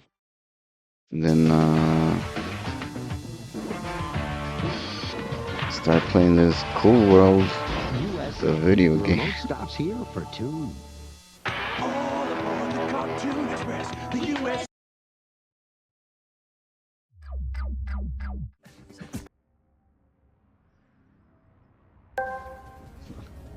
Omega Mac 10 asked me, what game should I play next?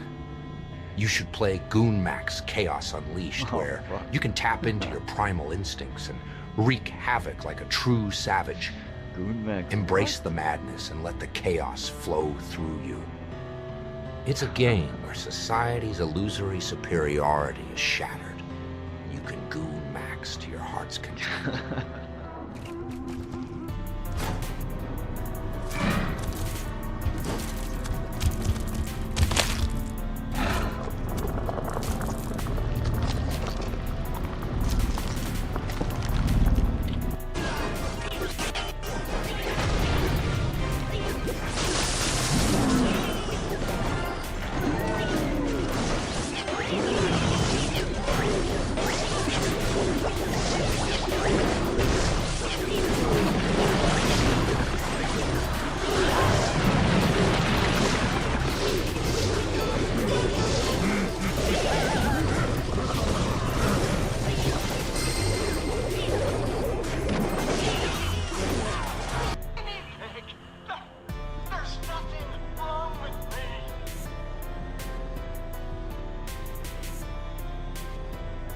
I'm glad you came, Jim. You need to see this. All right, now we're cooking with butane. Butane.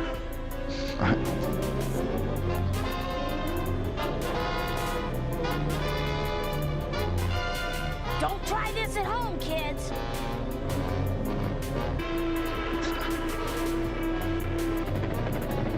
What about the Martian cats?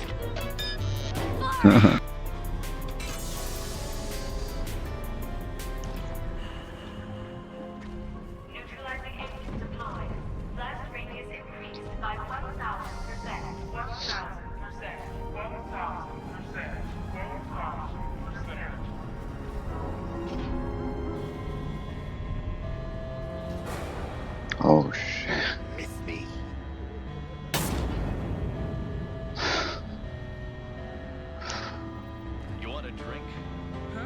drink. Holy shit. Okay. The kid thought it was a hard alcoholic drink. What kind of beer do you like? Okay. Heineken! Fuck that shit! Pabst Blue Ribbon! It's in my contract. Guy's a Okay. one-man liquor store. He's a hard-drinking, hard-living hero, Grandpa, and I'd give anything to be just like him. The fate of the universe will be decided as it should be. Immortal Combat.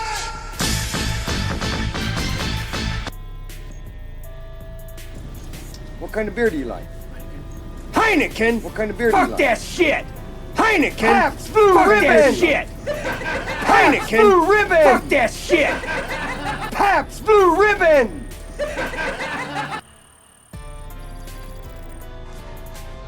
Hi all, this is Kermit the Frog, and I'm...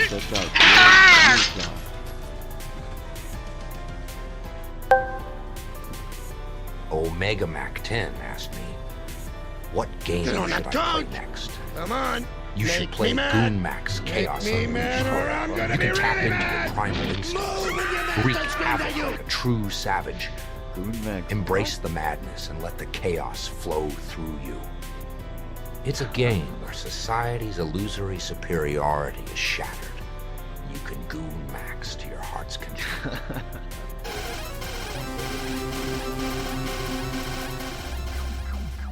Get on that couch. Come on. Make me mad. Make me Hi mad. all, this is Kermit the Frog, and I'm... What kind of beer do you like? Heineken! Fuck that shit! Pabst Blue Ribbon! It's another Movie Mac biggie.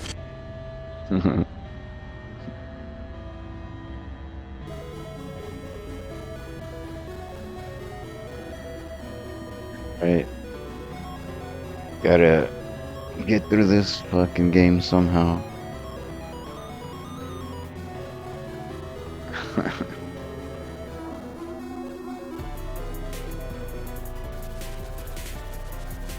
Okay, so the pen is up there, but even the walkthrough that I watched doesn't show the guy getting it, so I don't know how the fuck you get that.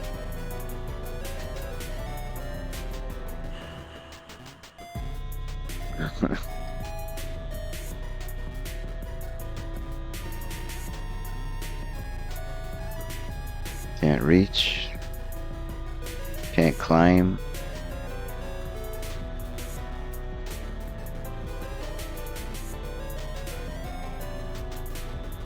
Oh, what else is... Oops. Fuck that.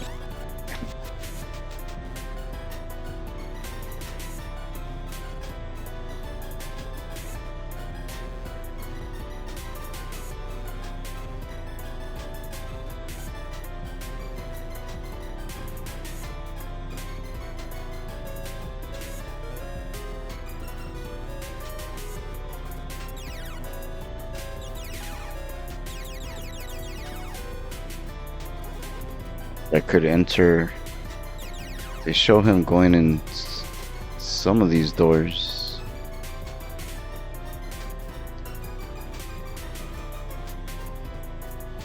Nope.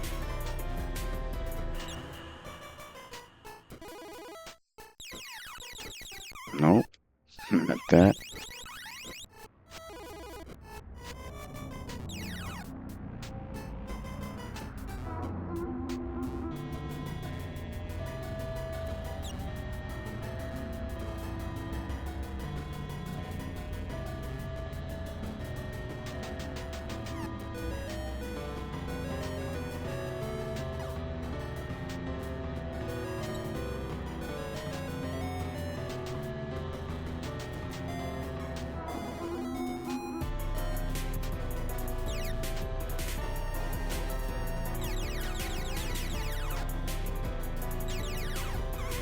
Oh my god.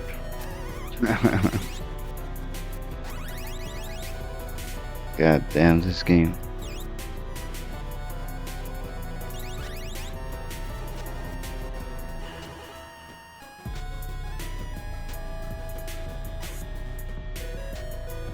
Oh, what? The cops come out of the cake shop. What the fuck?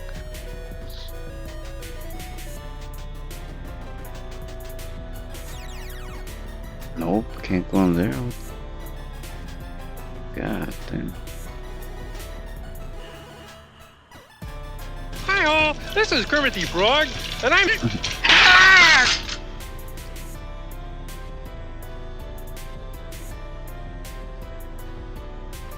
Oh, this is just like the movie? Did you see Glover is getting a... Oh, yeah, I saw that. That's really weird because the Angry Video Game Nerd just did a review on it or whatever. He did a video on Glover and now it's coming back.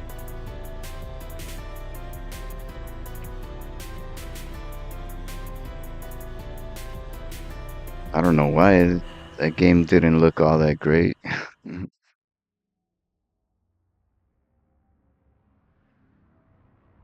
Did anyone like Glover? Now that they're the most popular, of course, the quality would nosedive. Oh yeah, limited run. They started to release shitty games then. I wonder how they will screw up Glover. You like Glover? Damn. Yeah, I don't know. I never played it, but it looks pretty bad. Well, the N64 game, cause yeah, that's what the nerd ended up showing, that the 64 one is frustrating and really like difficult at times. And then he played the PlayStation version and it was way easier and I guess more fun because of that. It has good music.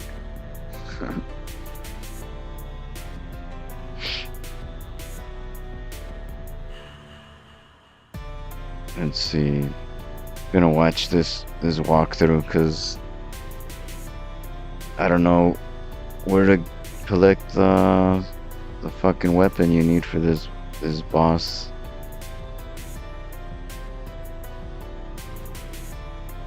Let's see, I saw him enter someplace to collect more of these cakes or whatever. I have no idea where.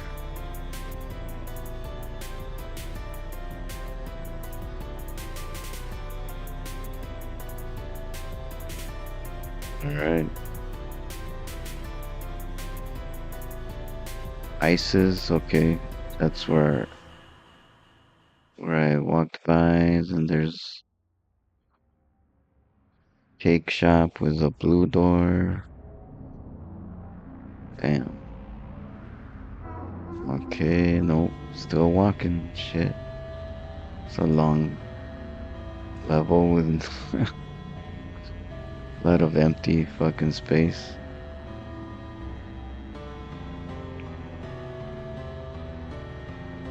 Oh, you could climb the stupid telephone pole. What the fuck? It's alright. It has good music. That's funny because I always thought it was the opposite. Oh, that the PlayStation was difficult. But I don't know. Never played the PlayStation version. Oh, okay. So you were able to play the N64 version like without a problem, Stonk? Apparently the PlayStation version tones down the physics. Yeah, he showed one funny ass part that he's rolling the ball, I guess you use in the game in the PlayStation version, and he's pretty much floating outside of an edge of something, and he doesn't fall. he's able to hover, like he's obviously like supposed to fall, but the game just doesn't let you die, I guess. I mean, it was hard at times, yeah, Okay. I mean, I guess the nerd he does make it seem like it's really bad, but I don't know. It did not look like fun. It looked pretty annoying to play that. So, okay, let's walk through. Oh, just a fucking random ass window. Look at this shit. Oh my god, fucking, this is just fucking annoying. More annoying ass game design. Bro, you can't get that. Oh, motherfucker.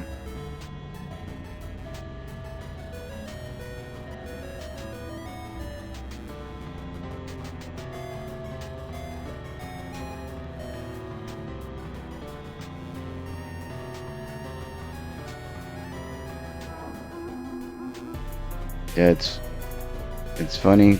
I couldn't even tell which character I'm supposed to be. Hi all, this is Kermit the Frog, and I'm... Wait, is it here? Yeah. This, apparently you go through here. Oh, fuck. The fate of the universe will be decided Alright, as there. it should be. So you have to go. Oh my god, piece of shit. Can't even land on the. Right here of all places. Random ass window. And now you could collect these stupid cakes. 8 so far. So I need 10. Should be able to find the rest. Shit. Man, these. Holy shit. 3 fucking dumb cops. Oh, there's one.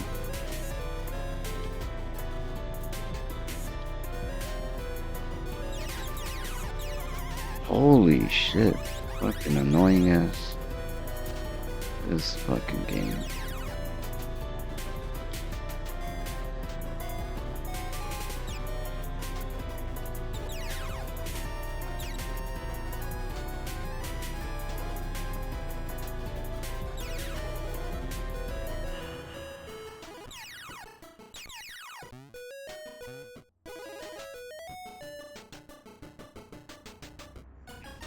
Oh, I don't have the eraser. Okay.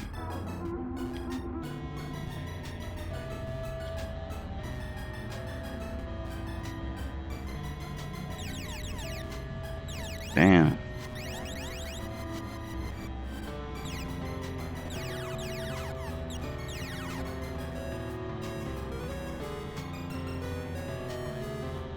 So they only give you 10?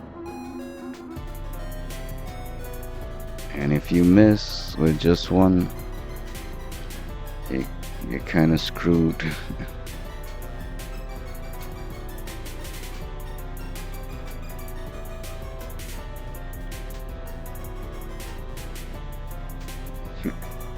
Yep, just like the movie. I remember all of this exactly as it happened. Oh, here's the boss. A giant cop.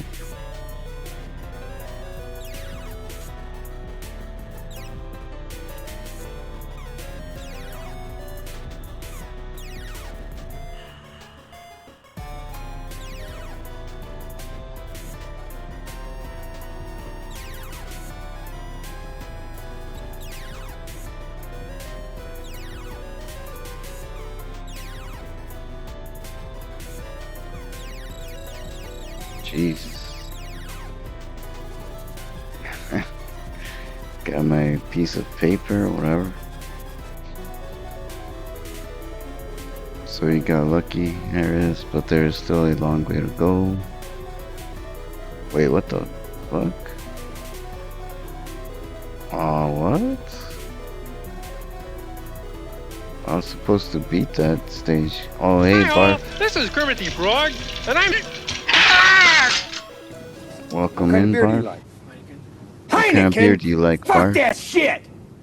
Pabst Blue Ribbon! Pabst?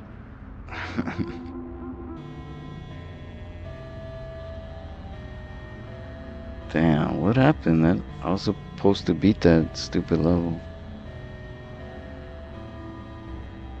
Oh shit, what is that?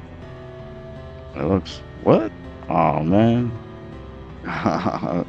Wanted to see more of that. That was a super short clip. What kind of what? Oh, beer.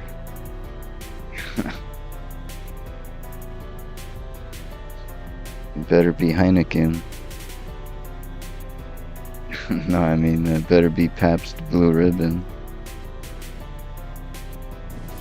What kind of beer do you like? Heineken? Fuck that shit! Pabst Blue Ribbon! What was that called? Tenebro? Onebre? Or something? I'll try to look it up. Alright. Yeah, damn. It looked really cool. I like the crazy art style. I thought it was Zelda or something. Had a nice cell shaded look. Oh, here comes Cheeseburger Cats. Hey, Cheeseburger, welcome in.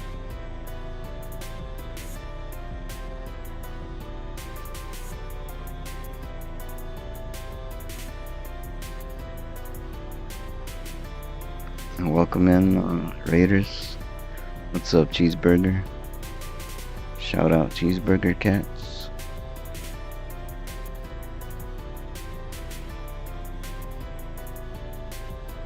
Oh, what is that? That looks like another Zelda game. Everything's looking like Zelda to me now.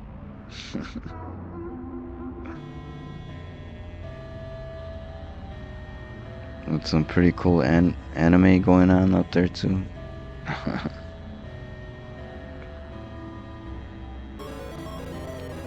Tired, I cleaned some nasty ass house. Oh, it paid good money, but man, that house was filthy. Oh shit. Damn, yeah, that sounds kind of gross there. Wait, oh, I missed this. Oh, about the beer.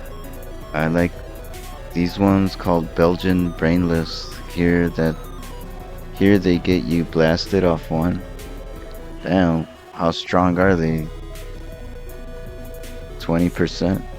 Is it pretty much hard liquor? Yeah, thank yous for the shout out. No problem, Barf. I think they're 12%. Oh, but it's a 24 ounce? Yeah, that's gonna fuck you up. It's gonna give you a good buzz there. So I don't get it. What the hell happens? I think when they're purple, that means I already beat these levels, but that one didn't turn purple, so that fucking sucks. Oh yeah, so I'm Harris, the cop in this. And yeah, you can't even really tell. I mean, I guess Harris was wearing the gray suit in the movie. So they could have tried to give him a gray suit, but nope.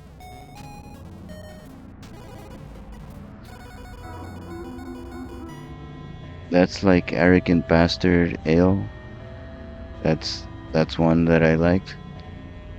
Yeah, I think pretty sure I tried that one. I think just because of the name too. I saw that in the store and I was like, yeah, gotta get that.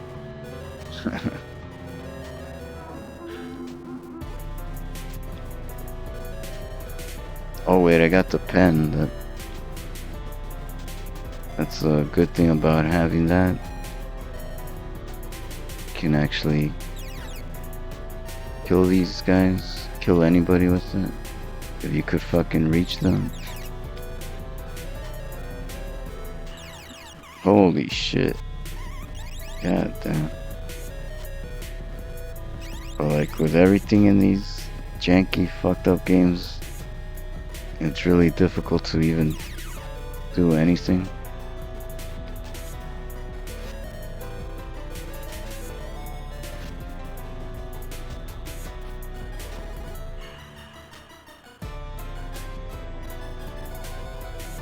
That weapon sucks, yeah.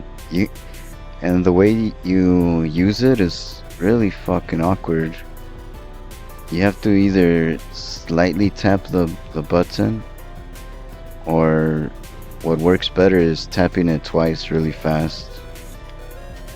Cause god damn, it's so particular. Like if you don't do it just right, you end up not using it. Really stupid controls. Are you listening to some Doom jams as well? Oh no, that's actually I don't know if you know them. Someone named Skeeby here on Twitch. Skeeby Bass. He makes some music, and he said I could use whatever if I felt like it. So I was like, all right, fuck it. I really liked this one that he showed us. So now I have it as background music a lot. It does sound kind of like Doom, like some pretty evil sounding shit. Damn, can I kill these idiots? Nope, fuck. God damn it. Oh, even that shit missed. So it's like all these weapons suck. They don't work for shit.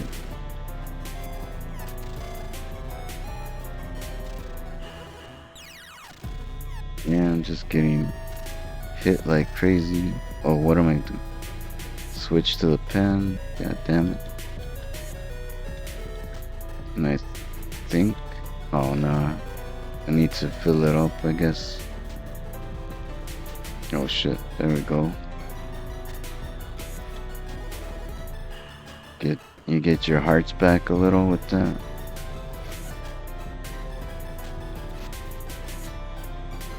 I'm supposed to collect 10 carrots, but damn, not seeing anything.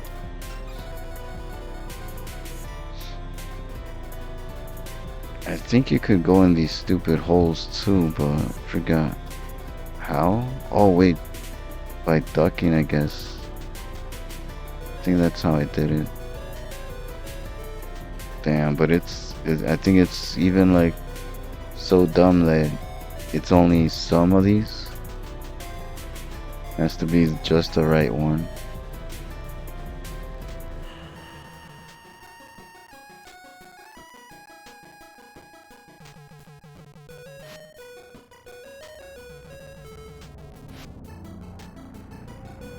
I don't even know how I found it last time.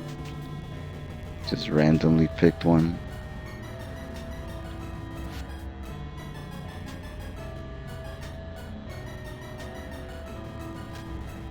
Oh shit. See right there, I tried doing the stupid move and it didn't come out. Oh, and you can only use the pen so many times before the pen fills up, and then it doesn't work. So yep, this game is fucking dumb.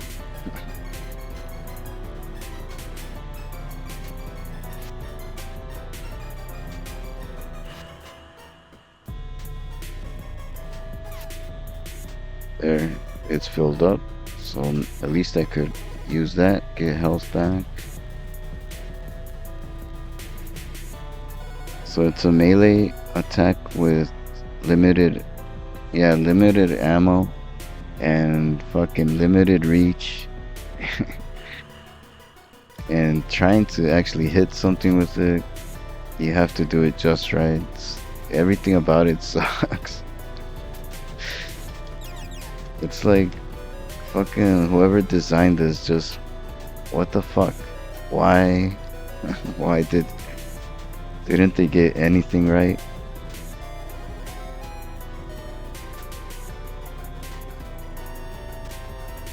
I swear, like, people making games in the 80s, a lot of times they just hated kids.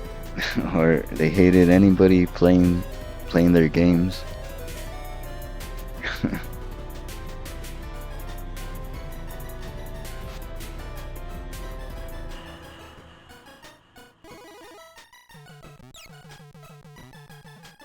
Damn, I don't know. Guess it's gonna come out all the way in the end of this level.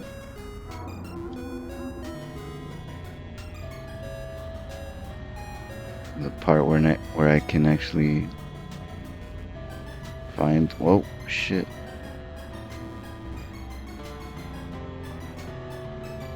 Yeah, none of this shit's working here.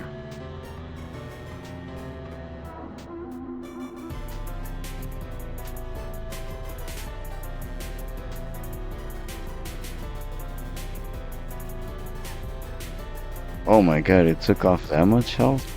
Fuck.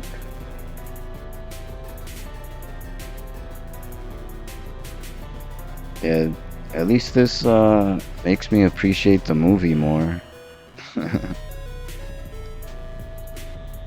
That's one good thing about it. I don't know, did I just make up going into one of these rabbit holes? I guess I did. That was just a total fucking fake memory.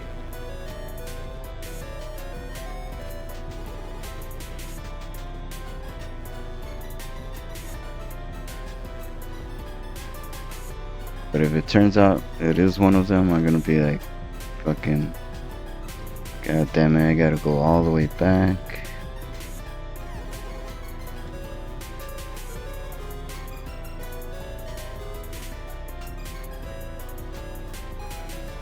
Oh shit, is that an enemy or what?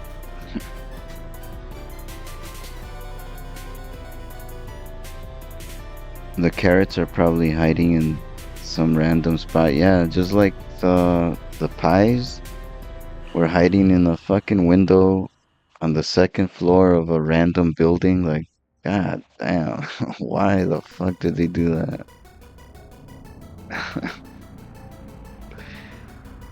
This game could have been like kind of fun if they didn't just make everything so annoying. Just make it straightforward, man. A lot of these janky games could actually be kind of cool.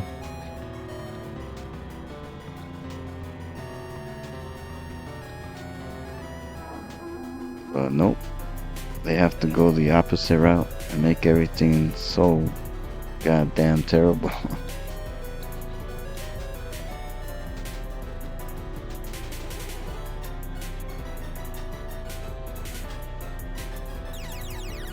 Okay, like that, I didn't know if that was an enemy or not.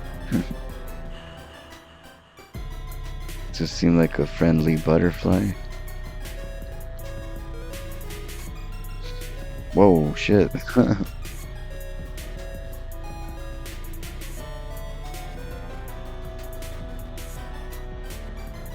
Damn.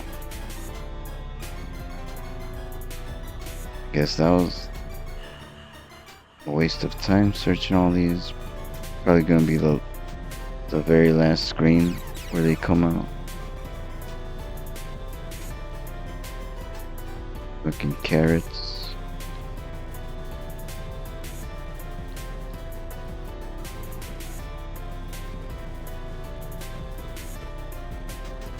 Feel like I gotta look at the background too, cause everything blends in together. Oh shit, what? The fuck?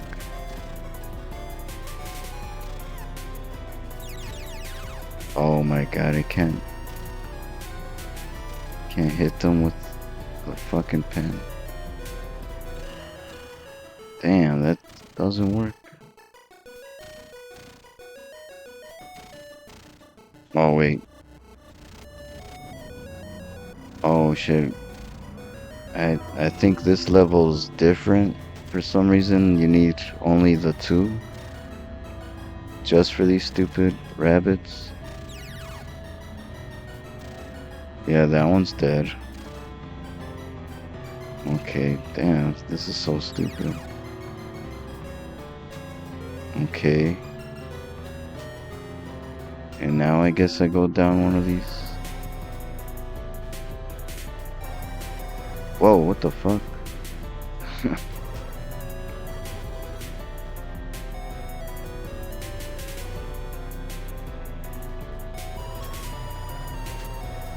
Shit. God damn.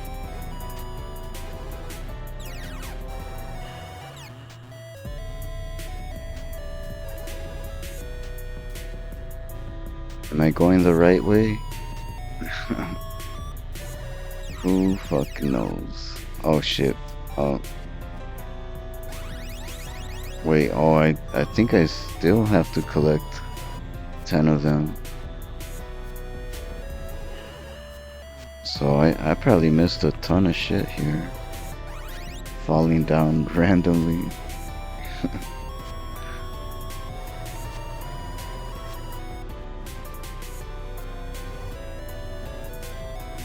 Nope, probably, I guess I didn't. There's nothing else around here. Damn.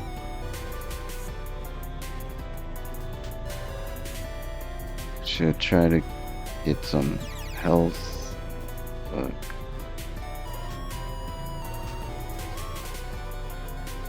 Oh, what? Oh, okay. Damn, why do you... It's like you could fall through any spot.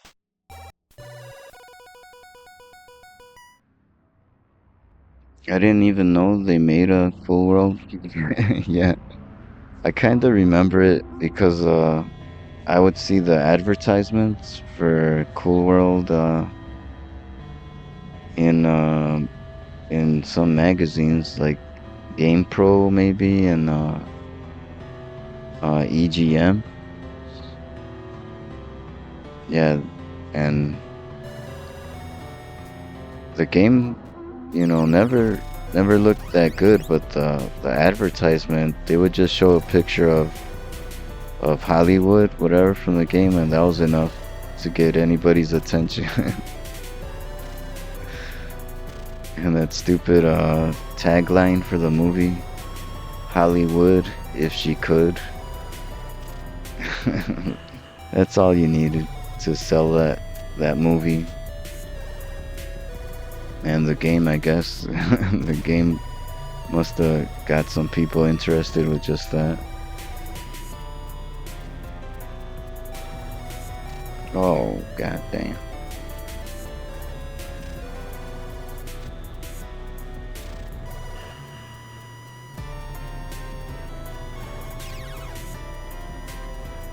Oh shit. That's a carrot. Oh no, that's a heart? How the fuck do you get up there? God damn, this is so stupid. There's no way to get that shit.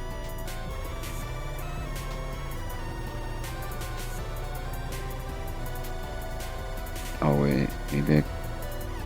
Nope, that was a mistake.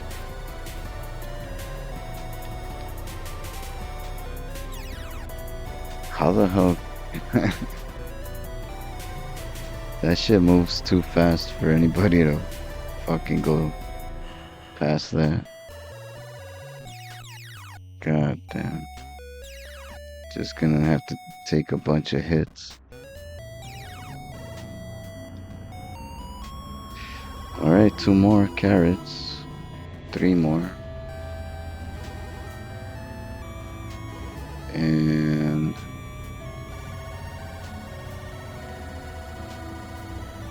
I think there's an exit somewhere. This totally dark little fucking spot. Wait, what the fuck? You can't even land on there? Oh, now you... Yeah, okay. You have to do that just right. Fuck.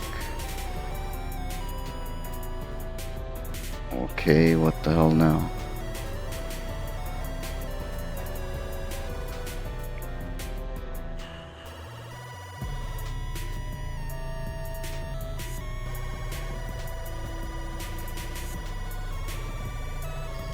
Don't tell me that this was all just to get those 3 carrots.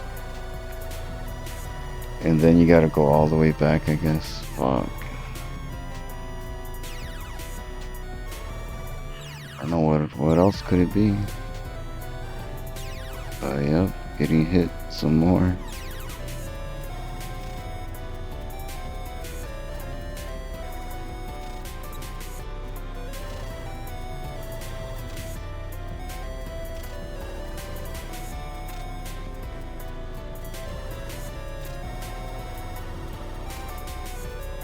I wonder if the other guy even comes out in this. The fucking creator of Cool World. He doesn't seem to even have a part in this in this whole game. Oh shit, I could shoot this rabbit.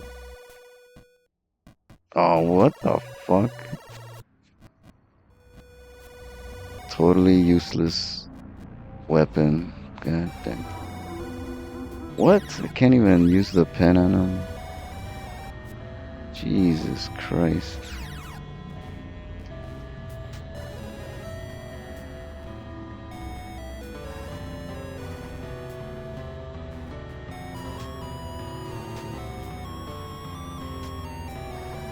Nope.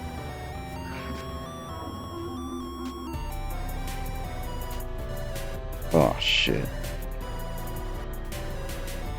Damn, look at how they fucking put you right at the edge right there.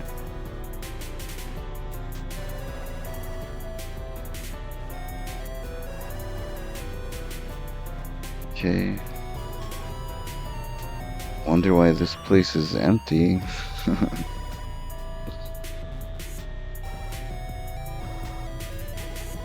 Oh shit. Oh, that's instant death or... Oh, hell no.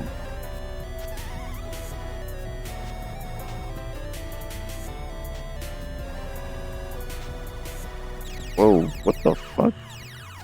God damn, no warning? Jesus Christ.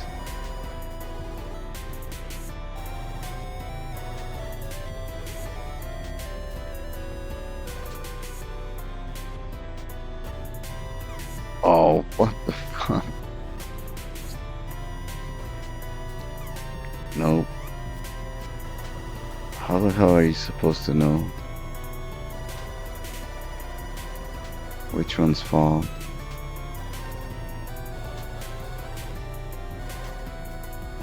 Oh, yep.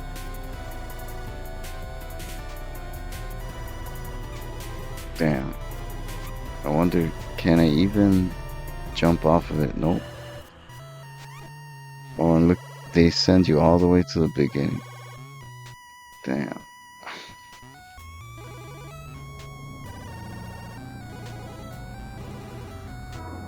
Six. You know what? Fuck it. Might as well do that.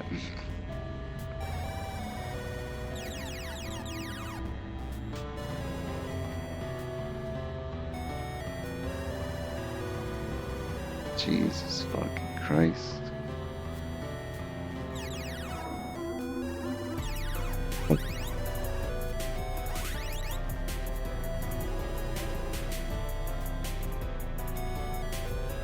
Damn. Whoa, whoa, whoa. Fuck.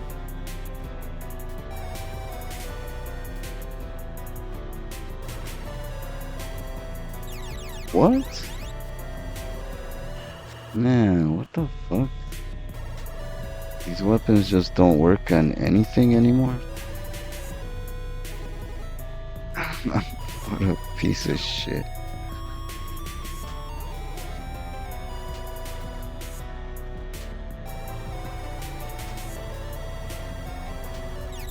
Ugh.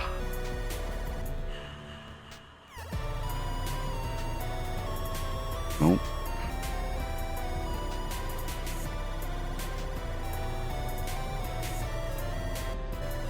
Whoa. What? God damn, that is so cheap.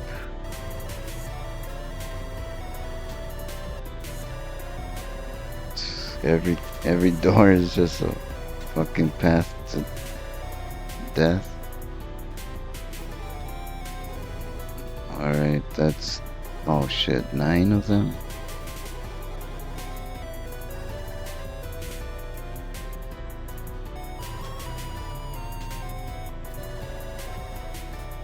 Oh.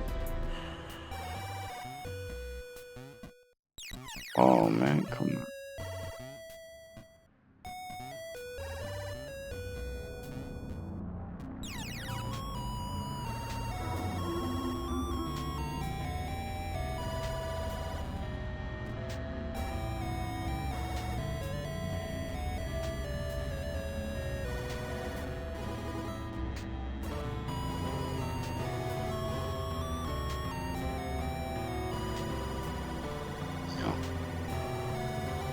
Oof, all the way back. Whoa. Oh wait, can I start? Okay. But I guess I wasted a life doing that. Fuck it.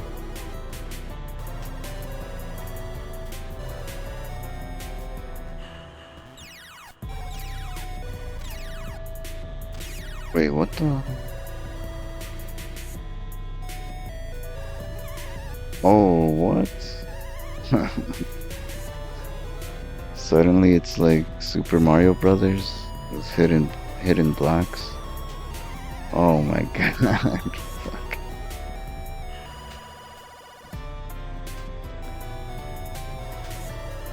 Oh.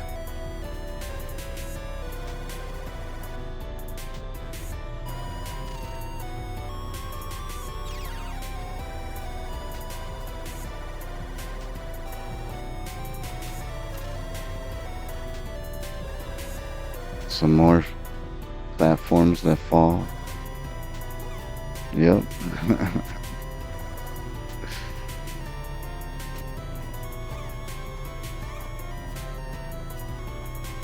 God damn.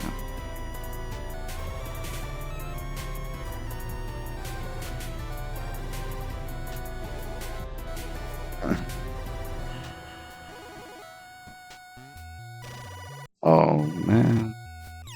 How the fuck do I miss? This shit makes no sense.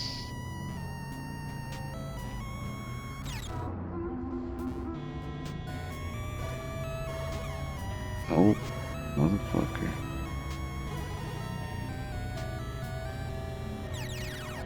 Oh no. Damn it.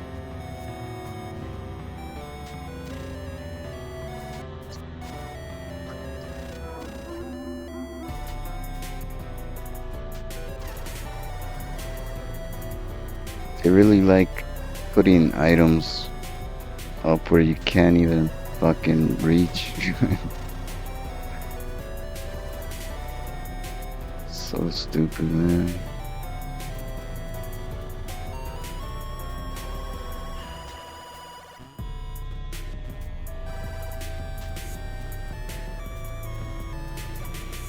Damn, this is a long ass part of the game now. What the hell?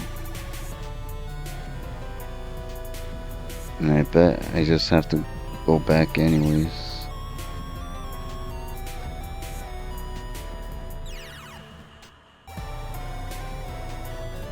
Oh shit, there he is. Okay. Holy fuck. It's going crazy.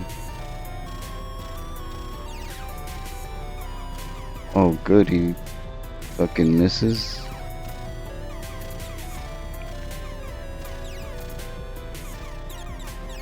Oh shit, got me, fucker. Damn. Suddenly he knows how to get, how to attack.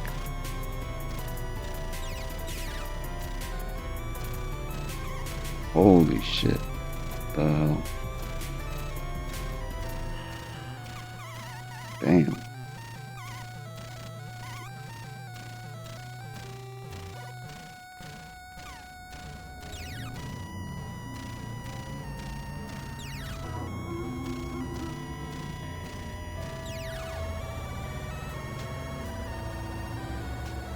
The hell, die.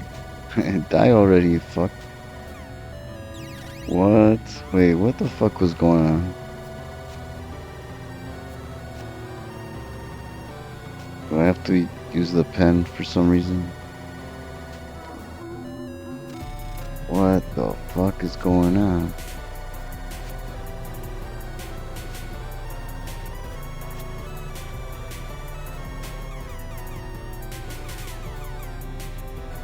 What?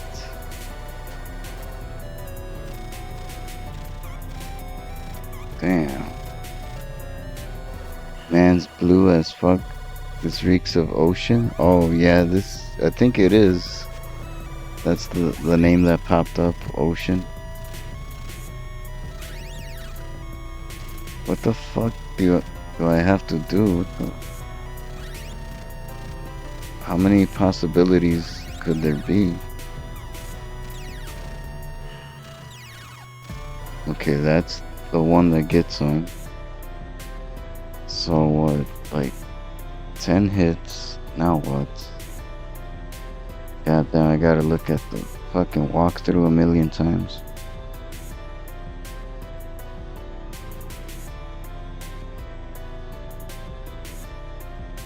Alright, so where the fuck is this part of the game? God damn.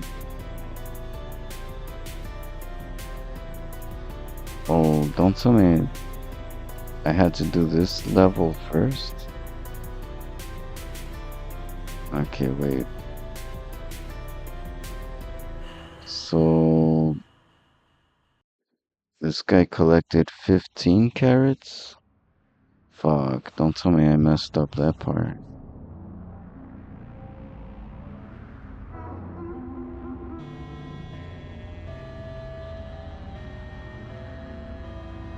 Damn, I think I might have fucked up by not collecting at least 15. That'll be some dumb shit.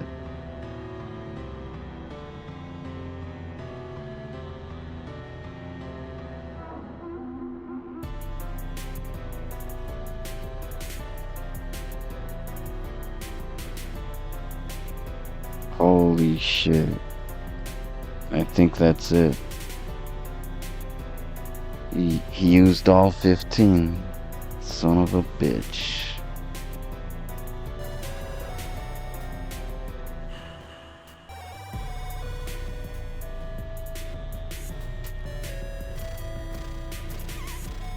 Oh shit. God damn. Oh, fucker. Damn. Oh, man.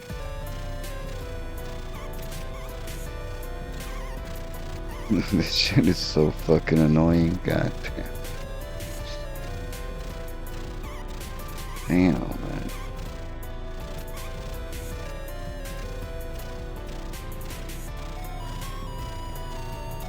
Wait, what? That didn't hit him?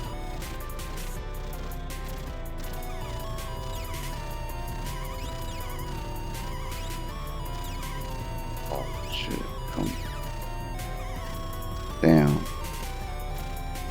Alright, they gave me one. Yeah, that's it. I'm fucked. Holy shit. That killed me quick. One more.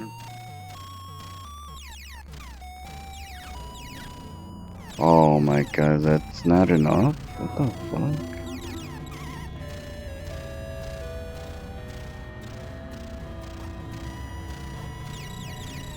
Holy shit. This is fucking annoying as hell.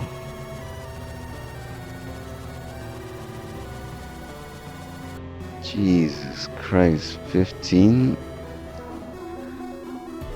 She says the same dumb thing. Gotta look. Wait, that's not purple yet either. What in the fuck?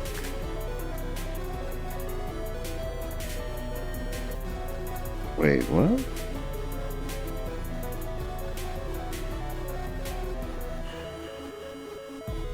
Huh. Okay, maybe. Wait, Ocean Plaza.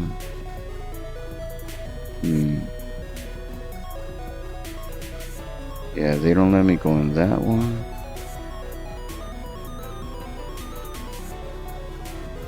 Or that stage. Oh, okay. These just stay the same color? That's stupid. So this, I guess, I was doing everything right. So you think you can stop me? Yeah, same shit.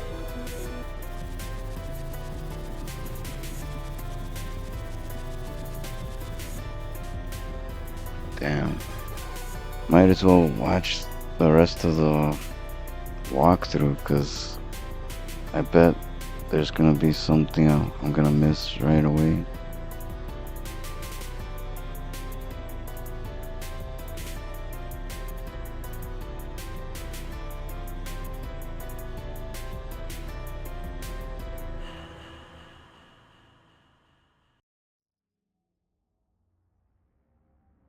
Alright, so Hotel Ocean Plaza. Oh damn, this is a vertical stage? Shit.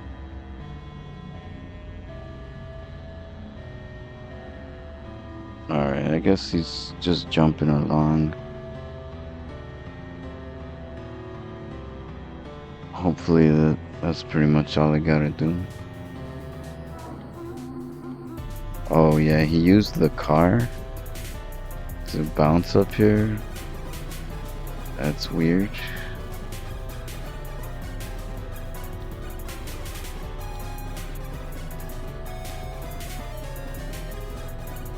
Again, shit doesn't work.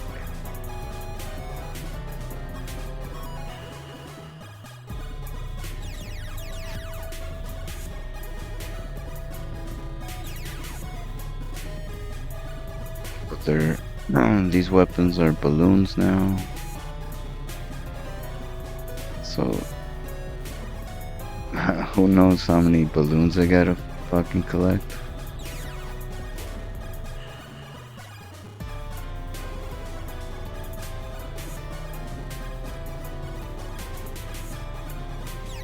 It's probably gonna be 20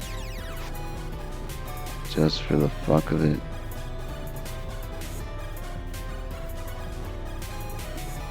Damn, what the fuck do they want now?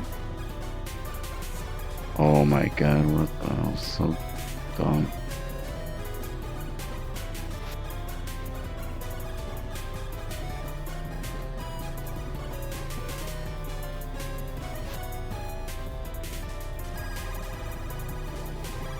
Oh shit.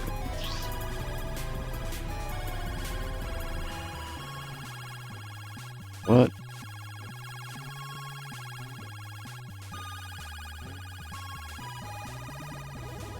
Oh my god, piece of crap.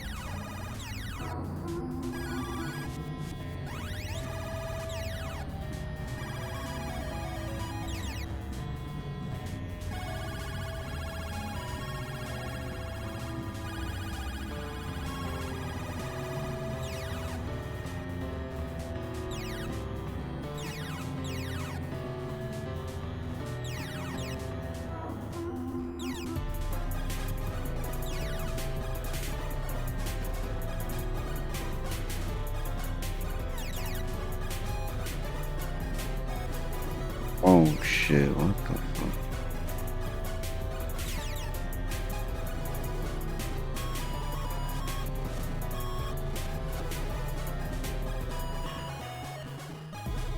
Oh, fuck.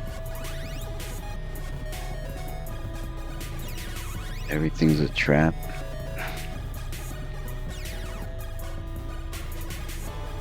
Oh my god, fucking piece of shit.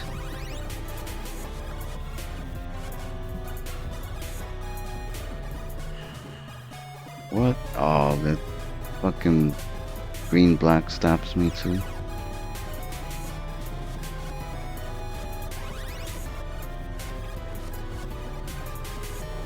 Alright, how the hell? Damn.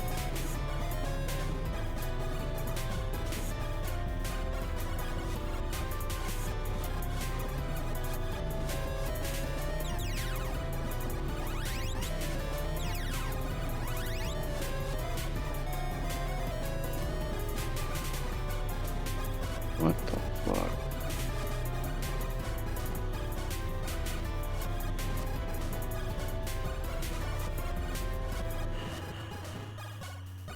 Damn, what a horrible jump. Oh my god.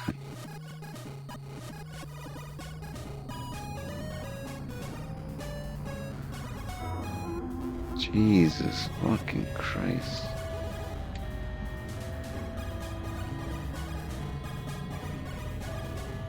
Holy shit, this sucks. Hey, Necro. God damn. You play any shitty games like this, Necro?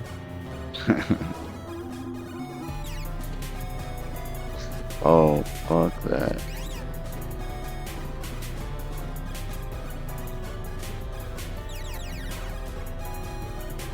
I saw you were playing Castlevania 2, but I consider that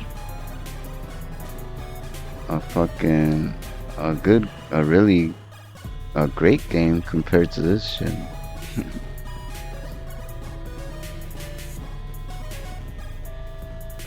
Nope. Fuck that. Alright. Oh my god. Fucking jumping sucks so much in this game. What?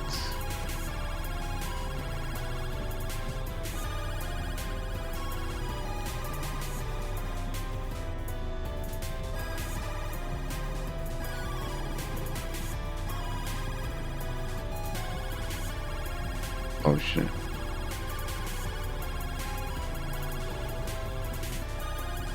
What the fuck? My god, shit's so stupid.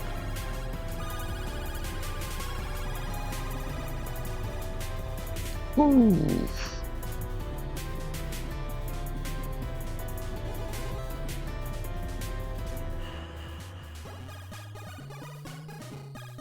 Oh my god, what the fuck now? What? You can't land on that? What?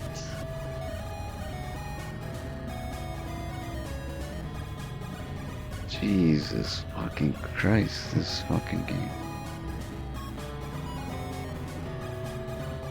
Oh, you could. Fucking. The red door just knocks you off or something. I mean, window, whatever the hell that is. Damn.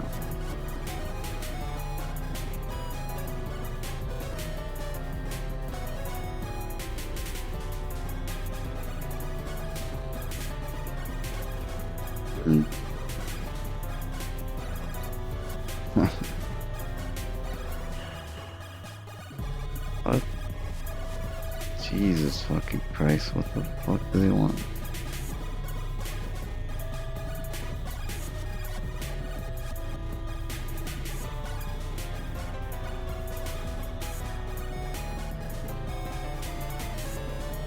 Fuck.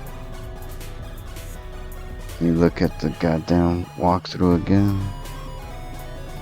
Shit.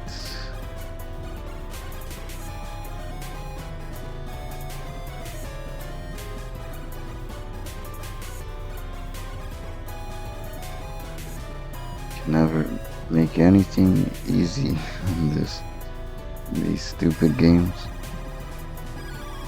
Oh shit, what? Holy fuck, okay.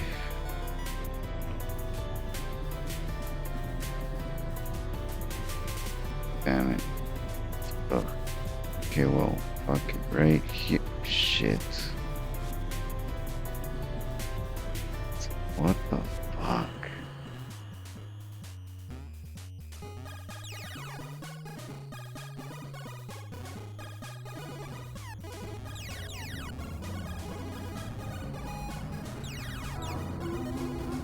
Holy shit. Jesus. Fucking lightning everywhere. Oh. Look at that. Pick the wrong door, go all the way to the fucking beginning. Son of a bitch. Oh shit, there's Hollywood. Alright, that was the right door. Oh my god, it's looking like it's over. Might be over. Holy shit, what? So that one sends you back here. Yep. Guess I didn't need that, but now can I? Okay, I can go up here. Oh, what the?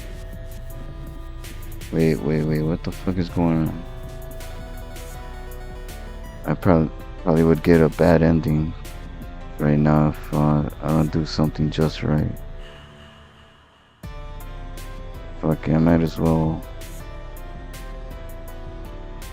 save state this shit. Right. Yeah, fuck it.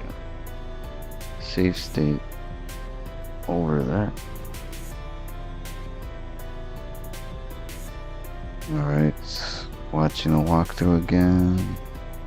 I have 13. He has 13. What a wimp, Harris. Okay, she starts jumping away. Collect 14 balloons by this point. 15, some more climbing. Yeah, a bunch of climbing. Okay. You'll never catch me. Okay, keep going. Shit. 16 fucking balloons. Damn, 17 more fucking lightning. Oh shit, it is 18, 19. Oh, is it gonna be 19?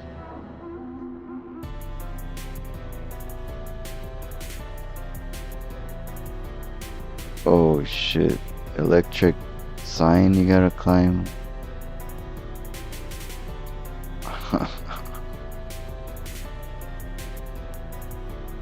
Could it be 19? That's it. Alright, I think I got it. 19 balloons. Just fucking. What a wimp, Harris. Just chase her down. Whoa. Oh shit, the clouds knock you down. God damn. Nope. Fuck all that.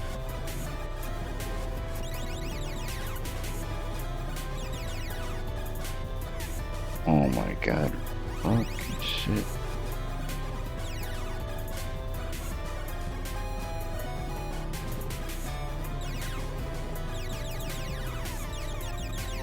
Oh, what? Oh man. Fucking spikes right there. Oh, that shit doesn't work. Piece of shit.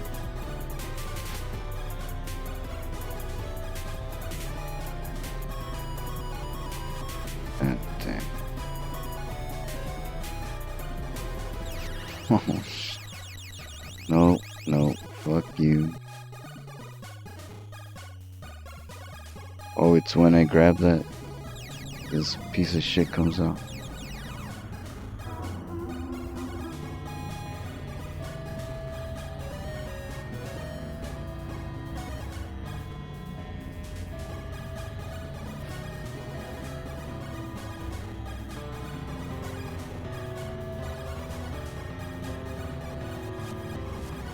Oh wait, what am I doing? Should go this way. Oh, what?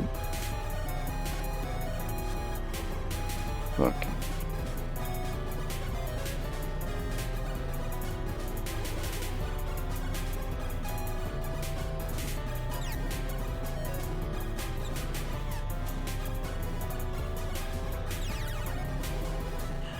$19, that's everything.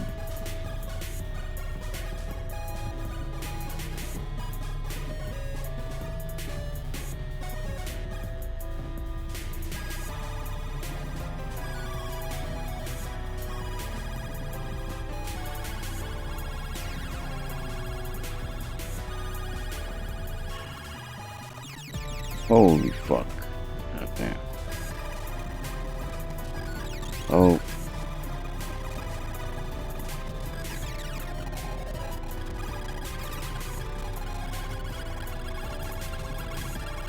Oh shit, here we go.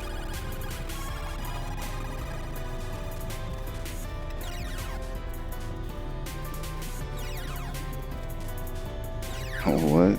She doesn't do anything? Oh no, fuck you. I'm not gonna let you get away with that shit. Oh my god, really?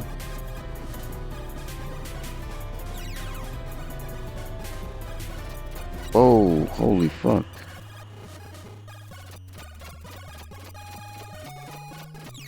Damn.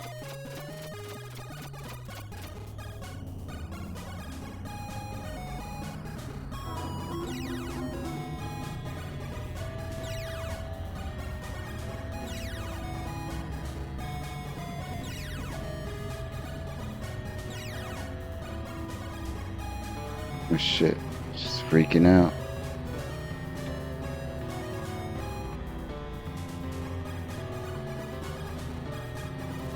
Oh, you bitch. You dirty bitch.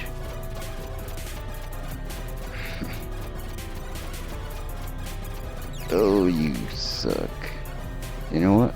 Not gonna take that. Not gonna do it. Oh, you goddamn.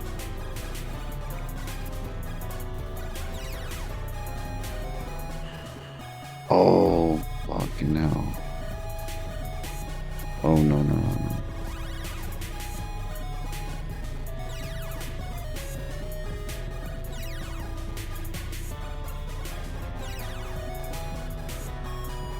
Oh, shit. No, not both of them. What's that? Oh, that's all? Alright. Congratulations by stabilizing. Fucking hell, I could barely read that shit with all this epilepsy shit. God damn. By stabilizing the structure of the interworld matrix. What is all this shit? Between the real world and cool world, you have saved both universes. Ugh. Right, Jesus, stop fucking blinking.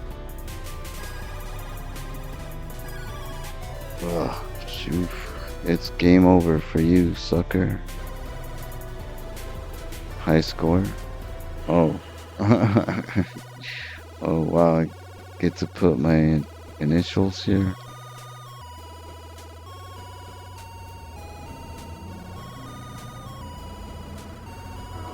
What the fuck? Okay.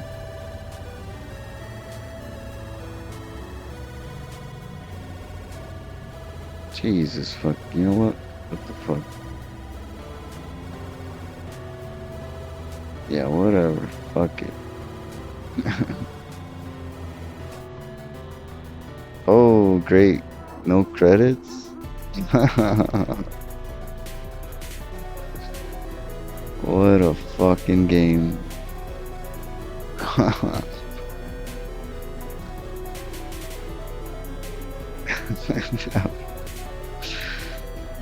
Oh my god.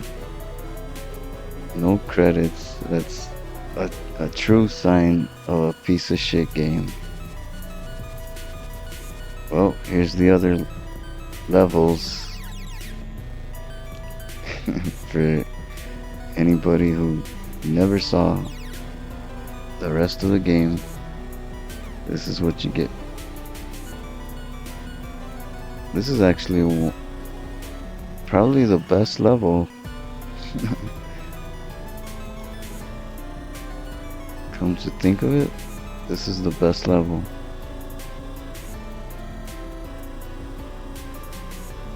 Still sucks, but I think it's the most creative, probably most fun.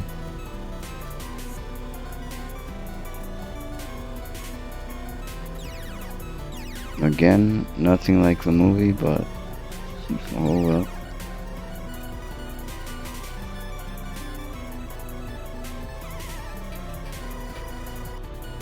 Yep. Well, that's the end of Cool World. Whew. What time is it?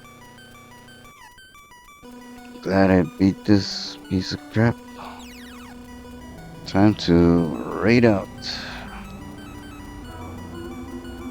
Alright. Woo, success. Let's go to the end screen and let's see who's on. Who's on the Twitch world?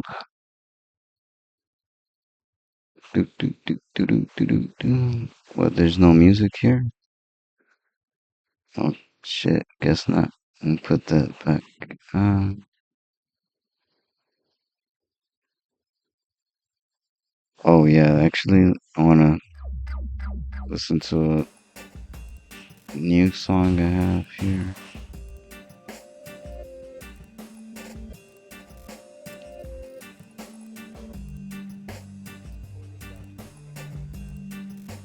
Let me add that here.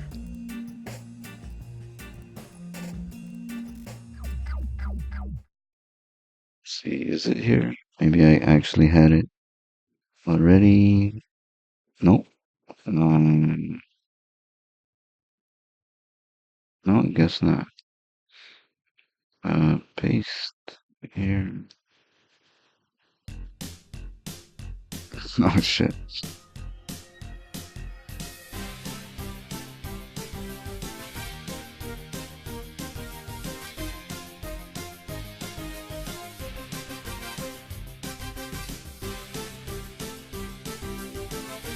There we go.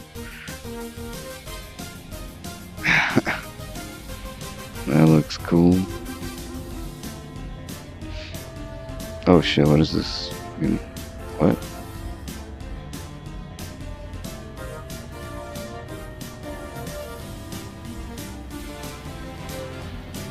Update Firefox?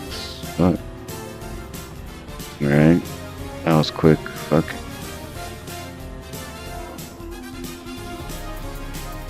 So, who's out there?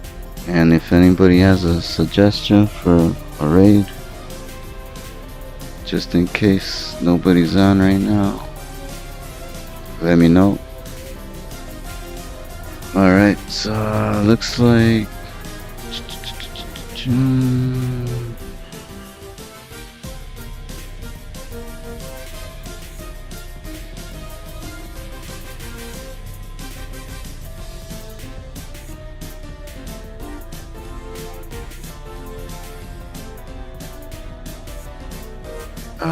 Boneless or Hollow Knights. Not sure if I rated Hollow Knight. Let's go to Hollow Knight just in case I haven't done so before.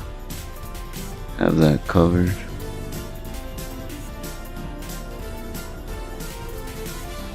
Hollow Shovel Knight.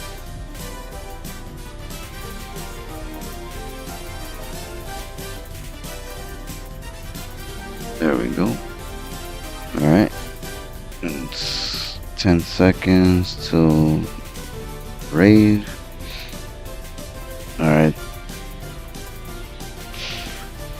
Thanks everybody for dropping in and finally beating the hell out of that fucking terrible game. Thank God. Whew. Alright. See everybody.